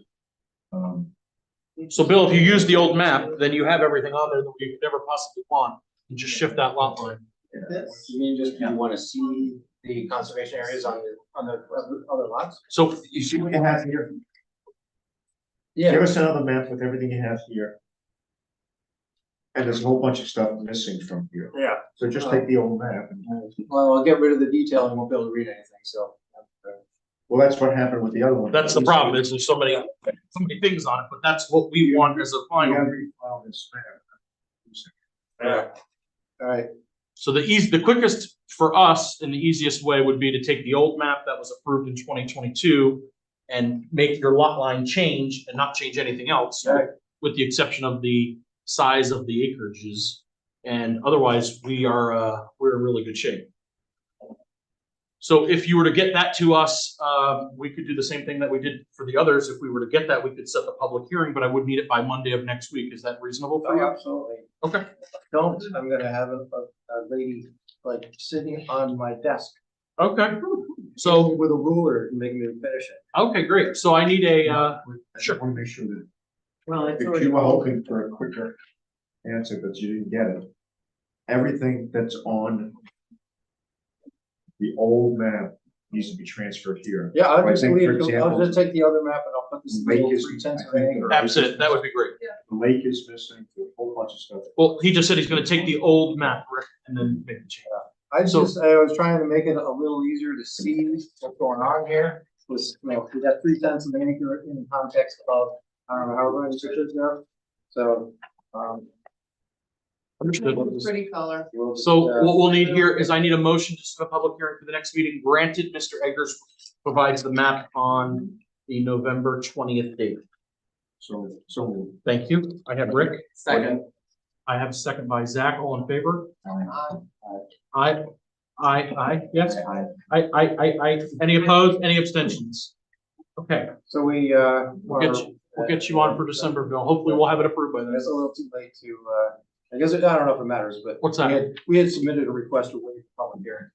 I can't, I don't have the jurisdiction to waive a public hearing on an action that is deemed by the code enforcement officer as a subdivision. On the lot line, there is no, there is no public hearing on a type 2 action. So unfortunately, your waiver is denied. All right, Okay, we will see you in December, though. this will be. Okay, board, we have. Are you leaving? Then you just talk Bill a little bit. Go. We're gonna talk about other things. We have a couple items on other matters, which is our October meeting minutes. I'm gonna move that to the workshop so everybody has time to look at the meeting minutes, okay?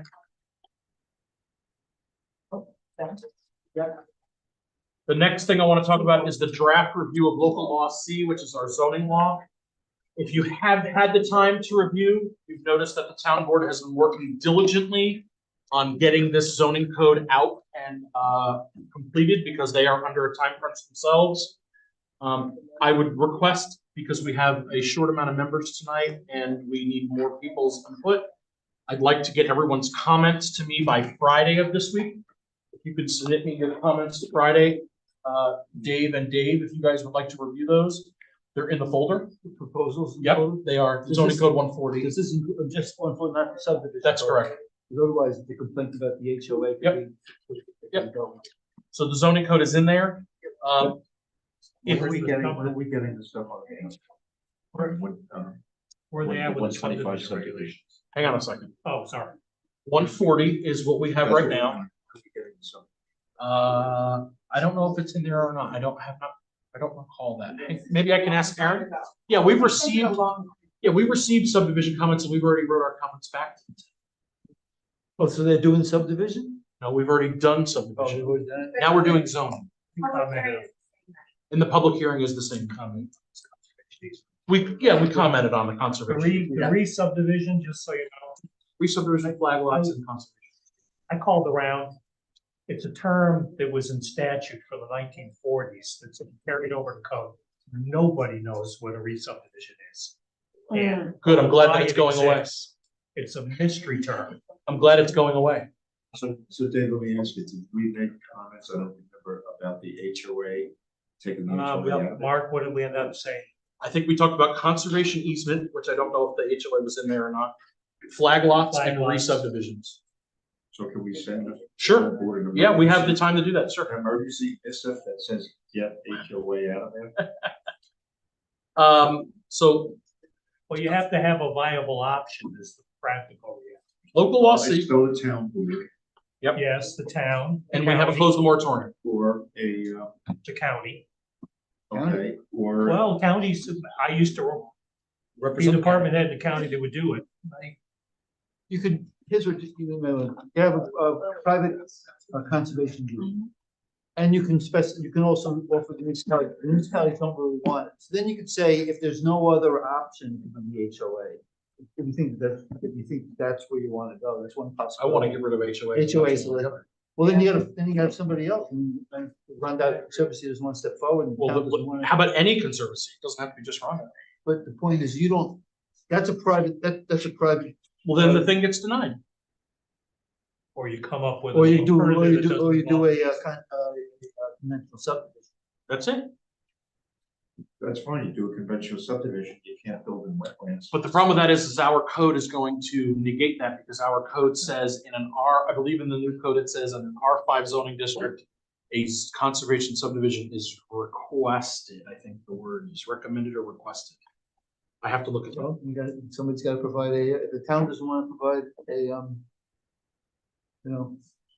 enforcement, then you gotta either allow an HOA or you gotta. Right, gotta find. You don't. We'll talk know about that in the if workshop. approved. Okay, so let me back to my comments. The draft review of local law C, I need your comments emailed to me by Friday. I will draft. just give you. Sure, fine. I will draft them up and we will talk about, I'll send them off, and then we will talk about at the November workshop. Let's talk about that. When is that? November workshop right now is slated for the 27th of November, which many of us are not in town. That's Monday? That is Monday, the 27th. Monday. So what I would like to do is move it to the following Monday, which is December 4th, but hang on a second. If we do December 4th, the following Monday, we will have a regular planning board meeting. So we'll have a workshop meeting and then a regular meeting. I don't see any other time to do it. I'm okay with Because that. we need to do it before the meeting. Exactly. So it's gonna have to be 2 Mondays in a row. I apologize. So December 4th, we will set the workshop meeting. Can I have I need a motion for that. What time is it? 6:30. No, God, no. What do you mean? I'll make a motion. How about eat dinner at 4? I'll make. We are not allowed to, we used to have them, hang on a second. We used to have them at 7. The Just reason. for the workshop. The reason that Just got for- moved is because we used to have 2 different times and it was very confusing. So we stuck with the 6:30 so that we're hopefully home by 9. It used to be starting at 7 and get home at 11, which we don't want to do that anymore. So Cindy, why don't you just make dinner and bring us a nice pot of chili? That's all. We should just have a dinner. I like that. There you go, Christmas dinner, No, I have agility training. potluck. With the dog. Okay, Rick, I have a motion for the workshop meeting to start at 6:30 on December 4th, changing it from the November 27th meeting. Do I have a second? I second. Madam Secretary, did you get all that? Thank you. I have Rick and I have Zach, all in favor? Aye. Any opposed? Any abstentions? So that will be December 4th. I would like for you to be here, Mr. Church, so we can go over these zoning code items as well. Okay, the last thing I have for you, I promise, is the updated agenda, which reflects the dates of 2024. That is in front of you. Jasmine prepared these. This is the sheet. The only issue that I have is the December 23rd and potential workshop meeting of November 25th. I'm not really worried about that. We'll change these as we go. But ultimately, this is a very good template. We do this every year. We have to change them and move them around. But this is a very good template and a cutoff date. So if I can have an adoption of this, a motion to adopt for next meeting, I can get a public hearing. Say again. Here, 2024. Okay, typo, Mr. Typo, thank you. I appreciate that. That's what you do. Any questions, concerns, comments, issues? Motion? Make a motion to adjourn the meeting. No. Can you make a motion to accept the meeting?